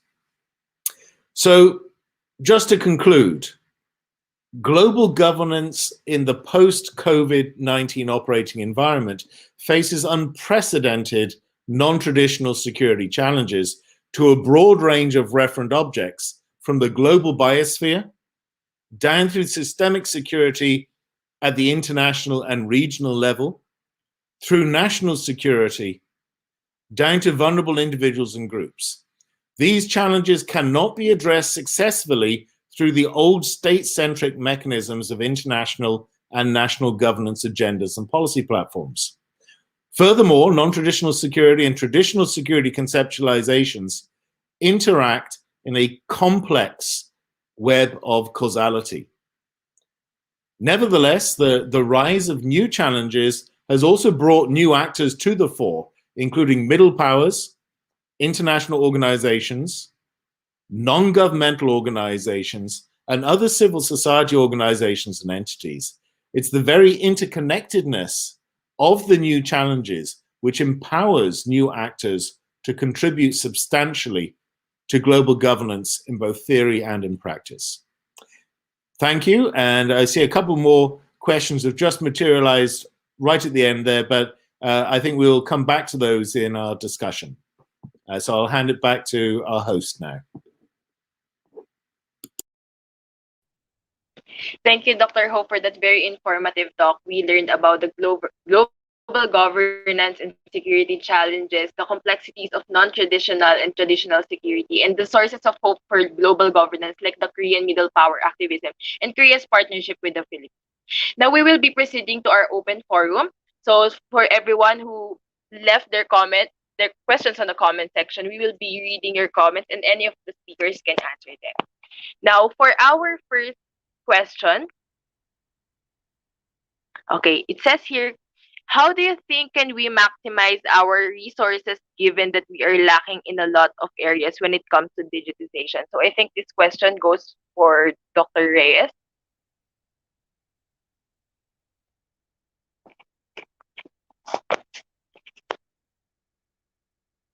Is Dr. Reyes with us?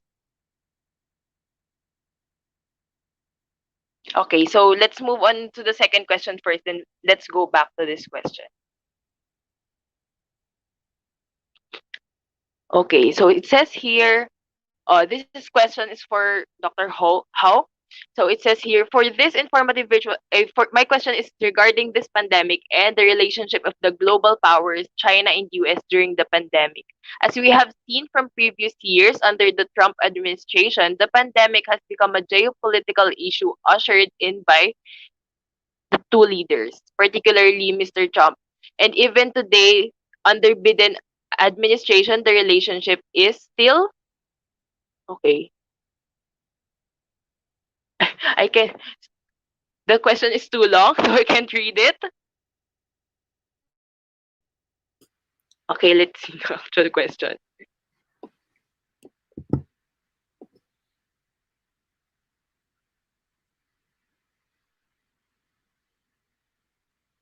Let's hold on. Let's look for that question because it was cut.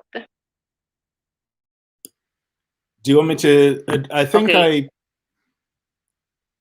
Okay. I think I addressed most of that Okay. while I was giving the presentation. That question that came in. One I didn't was this next question up. How do you think conflicting interests between North and South Korea affects the country's international relations? And I would like to address this actually. Again, I have been an advisor to the Ministry of Foreign Affairs in Korea, and this is an area where I have some considerable disagreement with them, because I think there's been far too much of a focus on North Korea with very little return. In fact, on Northeast Asia generally, on dealing with North Korea, dealing with Japan, dealing with the United States, and far less focus on dealing with Southeast Asia. Now, the Moon administration promised that the new Northern policy, Northeast Asia, and the new Southern policy, Southeast Asia plus India, would be given equal weight. They haven't been. And in fact, in my presentation to the Ministry of Foreign Affairs, I actually told them that, in my opinion, they would get more bang for their diplomatic buck if they paid more attention to the new Southern policy than the new Northern policy. Seems to be getting some traction now. That there is gradually a move away from this obsession on Northeast Asia, on North Korea, on the United States and Japan and China, and increasingly an awareness that maybe South Korean interests are better served by working more closely in partnership with Southeast Asia, and indeed acting as a bridge between the global South and the OECD. It's starting to get traction. But there were two questions that actually referred to this, one referring to North Korea and another question referring to South Korea hosting US bases. Absolutely. There's still a long way to go, but I think that realistically, they're going to get more bang for their buck if they switch their focus. And this is what I've been advocating, especially when you think how much money and how much effort the South Korean government spends hosting US bases, campaigning against Japan over the comfort woman issue, things like this. Very controversial. And certainly my stance is very controversial when I say, you know what, guys, you're going to have a much better time of things if you work in partnership with Southeast Asian countries than dealing with Northeast Asian countries. The big whales of Northeast Asia frequently sideline South Korea, so they're not getting much return for their massive investment in Northeast Asian diplomacy. So I think they should switch to Southeast Asia. Okay, thank you, Dr. Ho. We hope that answers your question. Now we will move on to our next question. Okay, so again, this is the question earlier for Dr. Reyes. So, how do you think can we maximize our resources given that we are lacking in a lot of areas when it comes to digitization?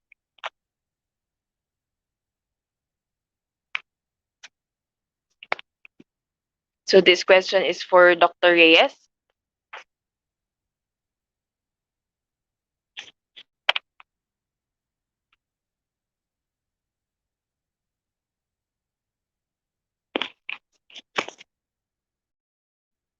Okay, again, I think Dr. Reyes is not hearing us.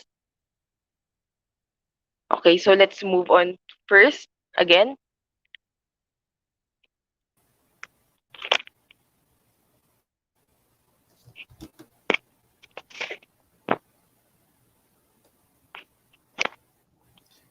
Yes. I'm sorry. I think my internet connection's Okay. a bit Oh, okay, spotty. sir. Anyway, just to answer that question about resources, okay, I think resources financially, I guess, it's really such a big problem, to be honest with you. Imagine, if you recall last year, when there was this Bayanihan to Heal as One Act, okay, they were able to quickly mobilize financial resources so that we're able to give assistance, no, through the cash aid program that the government initiated, you know. And the private sector is there. We've also gotten a lot of help from outside through donations, okay, loans and grants, all right. So it's not really a problem of lack of resources, really, but how we use them. Okay, I think that's the bigger problem. No? How do we use them? What kind of investments do we make? Okay, because the difference between now, okay, and last year. Last year we were already locked down with 3,000 plus cases, new cases per day. Look at us now. We have 11,000, 10,000. We're doing worse. But the difference between this year and last year, people had buffer resources, families, households, okay. Presumably, they would have those things. No? But now, okay, because we have been in a year of lockdown, many people have lost jobs, businesses have closed down. Okay, we do not have as much buffer as we had. And even the government knows that. Okay? So what kinds of investments have let me point out, and I think I mentioned this earlier about Thailand and Vietnam. Okay? So they were able to, Thailand and Vietnam, what really worked well for them, local village networks that they were able to create.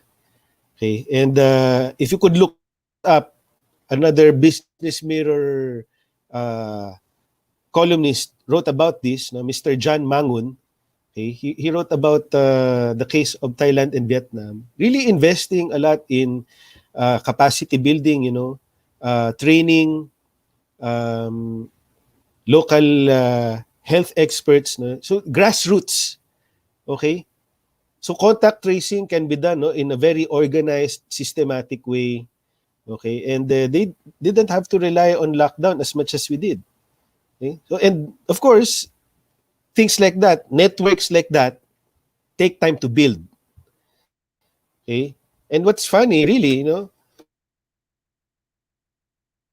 we went to such an extent that we wanted to village.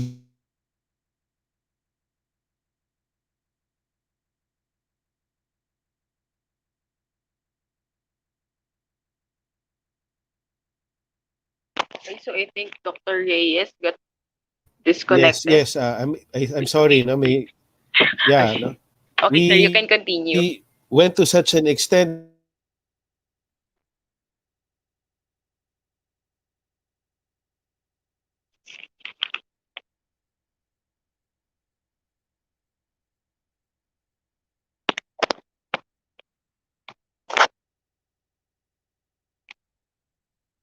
Okay, so Dr. Reyes, are you still there? Okay, so I think he got disconnected again. So I think we can move on to the next question first before we wait for while we're waiting for Dr. Reyes to come back.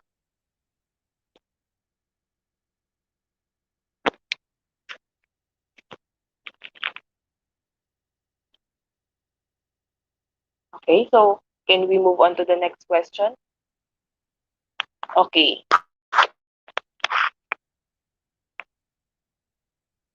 Okay, so for the next question, the question is, how is South Korea faring in enforcing non-traditional security measures? And what is the most important thing the Philippines can learn from them? The topic is new to me and I learned a lot from the lecture.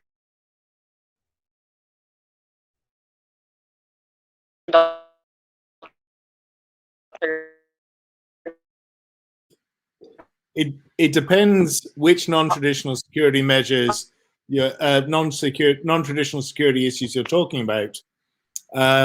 In terms of COVID, as I mentioned previously, the mass, in fact, almost universal use of masks has been tremendously beneficial, including the civil society shaming of people not wearing masks, and even other measures such as minimizing conversation on buses. I was on the bus today, and the bus driver shouted at some people for talking too much, even though we're all wearing masks.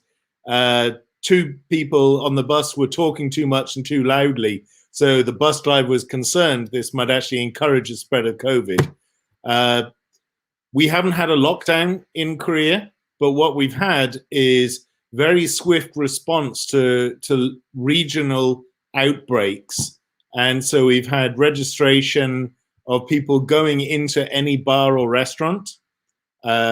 We've had closing of certain premises, early closing of bars and restaurants. Again,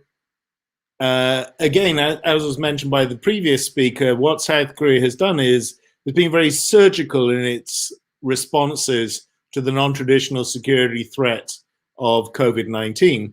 In terms of other non-traditional security threats, things like insecurity caused by extreme poverty, for instance, the developmental model that Korea followed was one that was reasonably egalitarian. The focus has fairly consistently been on providing for the least well off, while also encouraging massive capitalist expansion. It hasn't been 100% successful, but it certainly has made some differences. In addition, I think it's been very important how democracy has developed in South Korea. That because democracy has very much been internalized and cherished by the Korean people, that whenever the government is looking like it's not taking into account the interests of the people take to the streets and overthrow the government. So it's a very participatory democracy, but also it means that the police and the military are very much under civilian control. They cannot act with impunity. And even though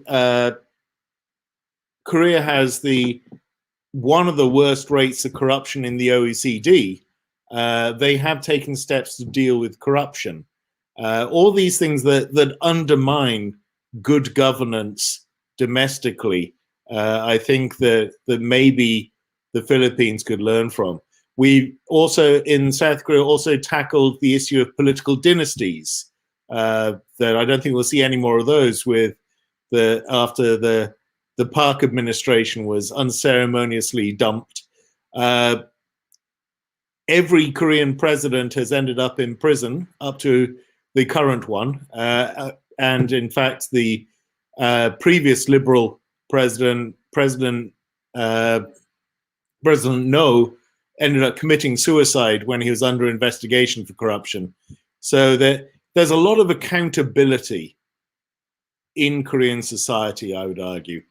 Areas where they've done less well in addressing non-traditional security issues, things like the fact that Korea has the highest suicide rate in the OECD. That really needs to be addressed. There's a housing crisis here. That needs to be addressed. We have one of the highest incidents of traffic fatalities in the OECD. That needs to be addressed. So there are still ongoing non-traditional security issues in Korea that Korea is not dealing well with.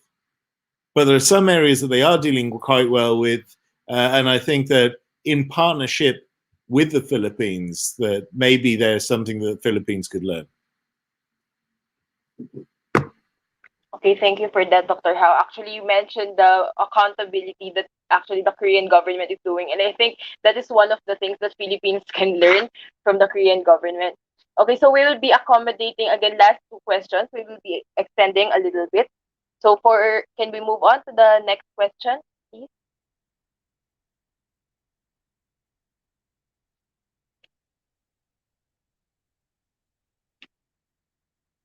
Okay. So again, this question is for Professor Howe. So with the proliferation of the coronavirus pandemic, do envision that DPRK and ROK will utilize the pandemic as an opportunity to cooperate as a stimuli for Korean reunification, or will this be a factor that will stray them away from achieving their mutual ambition? This is actually a really interesting question. It's already being hotly debated. There are two sides to this. On the one hand, members of the current South Korean administration have said that yes, COVID is an opportunity for cooperation between the two Koreas. So they're optimistic that the role that COVID and COVID response in South Korea can play in terms of engaging North Korea, and they've offered assistance to North Korea. The other side of the coin, however, is that North Korea has reacted to this non-traditional security challenge in an extremely paranoid national security way. They completely locked down their borders. This has cut off a lot of assistance from China. This, in turn, has dramatically increased human insecurity in North Korea. Now, when there were prior human security challenges in North Korea, rather than addressing them by opening up to the world and seeking international assistance, they instead focused on national security, distracting the population from their insecurity by conducting the military first program, developing missiles and developing nuclear weapons. So there is a concern that as the coronavirus impacts North Korea, and remember, North Korea says they don't have any cases. No one believes that. But certainly they don't have that many cases of coronavirus compared with other countries. But it may be that the medicine is worse than the illness in North Korea. That they've cut off all assistance from China, and so they've dramatically increased vulnerability in North Korea. And there are two ways they can go in response to this. Either they can agree to receive assistance from the fraternal enemy to the south, or again, they could go the more hostile brinksmanship, war of diversion route that they went previously. I think the jury is still out on which way we're going to go on that. So a very topical, very important question. No one yet has the answer. Okay, thank you for that, Dr. Howe. Now we'll move on to our last question. Okay, so this is for Dr. Peña-Reyes. So it says here that how can we effectively prompt our leaders to learn more towards technology in handling pandemic? Yes, very good question. Thank you. I think they have to.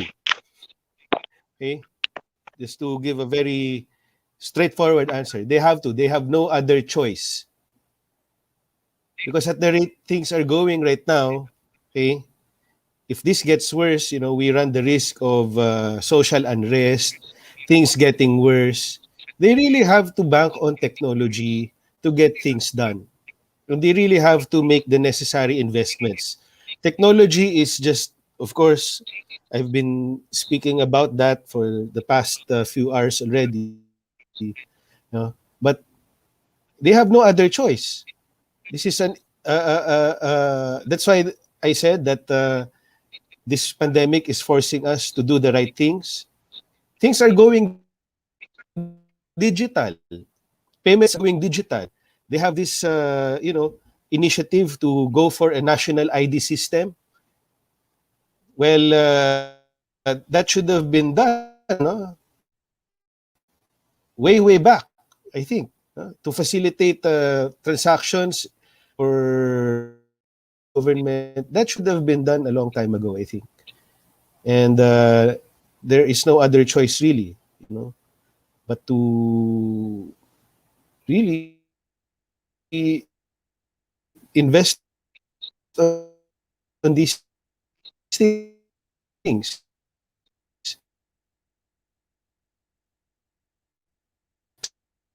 Are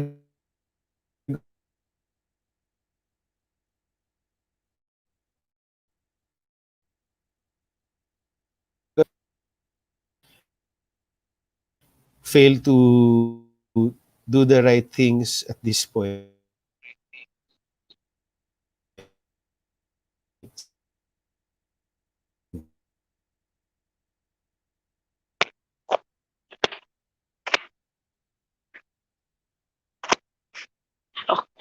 Okay, so I think Dr. Peña froze again. But anyway, I think that answers the question naman. So thank you everyone for all your questions. There were a lot of engaging and insightful questions, and we hope the speakers were able to answer your queries. So, and apologies to those questions that aren't brought up due to the time restriction. And again, thank you to our speakers. So, before we end today's program, UP Ariang would like to present our certificate of appreciation to Dr. Sir Percival Peña-Reyes and Dr. Brendan Howe. First, to Dr. Sir Percival Peña-Reyes, we would like to present this certificate of appreciation for imparting your valuable knowledge and insights during the 2021 Philippine-Korean Youth Forum organized by UP Ariang and co-presented by UP Korea Research Center and Pinoy Scholars sa Korea, given this 20th day of April 2021. Likewise, to Dr. Brendan Howe, we would like to present this certificate of appreciation for your time and contribution here at the Philippine-Korean Youth Forum signed by UP Ariang President Cassandra de la Cruz and UP Ariang Advisor Dr. Kyungmin Bae. We will be sending a copy of the certificate via email and also through mail post. And once again, thank you very much. Thank you very much. It's been a great pleasure. Thank you very much. So to wrap up, UP Ariang would like to thank our speakers, delegates, and everyone who streamed today's session under the Governance and Diplomacy track. PKYF is a week-long event organized by UP Ariang, co-presented by UP Korea Research Center and Pinoy Scholars sa Korea, made possible by APOP and JK Network Services, in partnership with ADSA Animo, Anyong PNU, and UP Uyomuyo, in cooperation with Blue Hanguk Society and FEU International Studies Society. Also brought to you by Ateneo Celadon and co-promoted by Korean Cultural Center in the Philippines. Tomorrow will be the third day of our keynote lectures under the Culture and Tourism track, so make sure to tune in at 5 p.m. at our Facebook or on YouTube. Again, I am Adarna from UP Ariang, and this is Philippine-Korea Youth Forum, #Transcending Borders.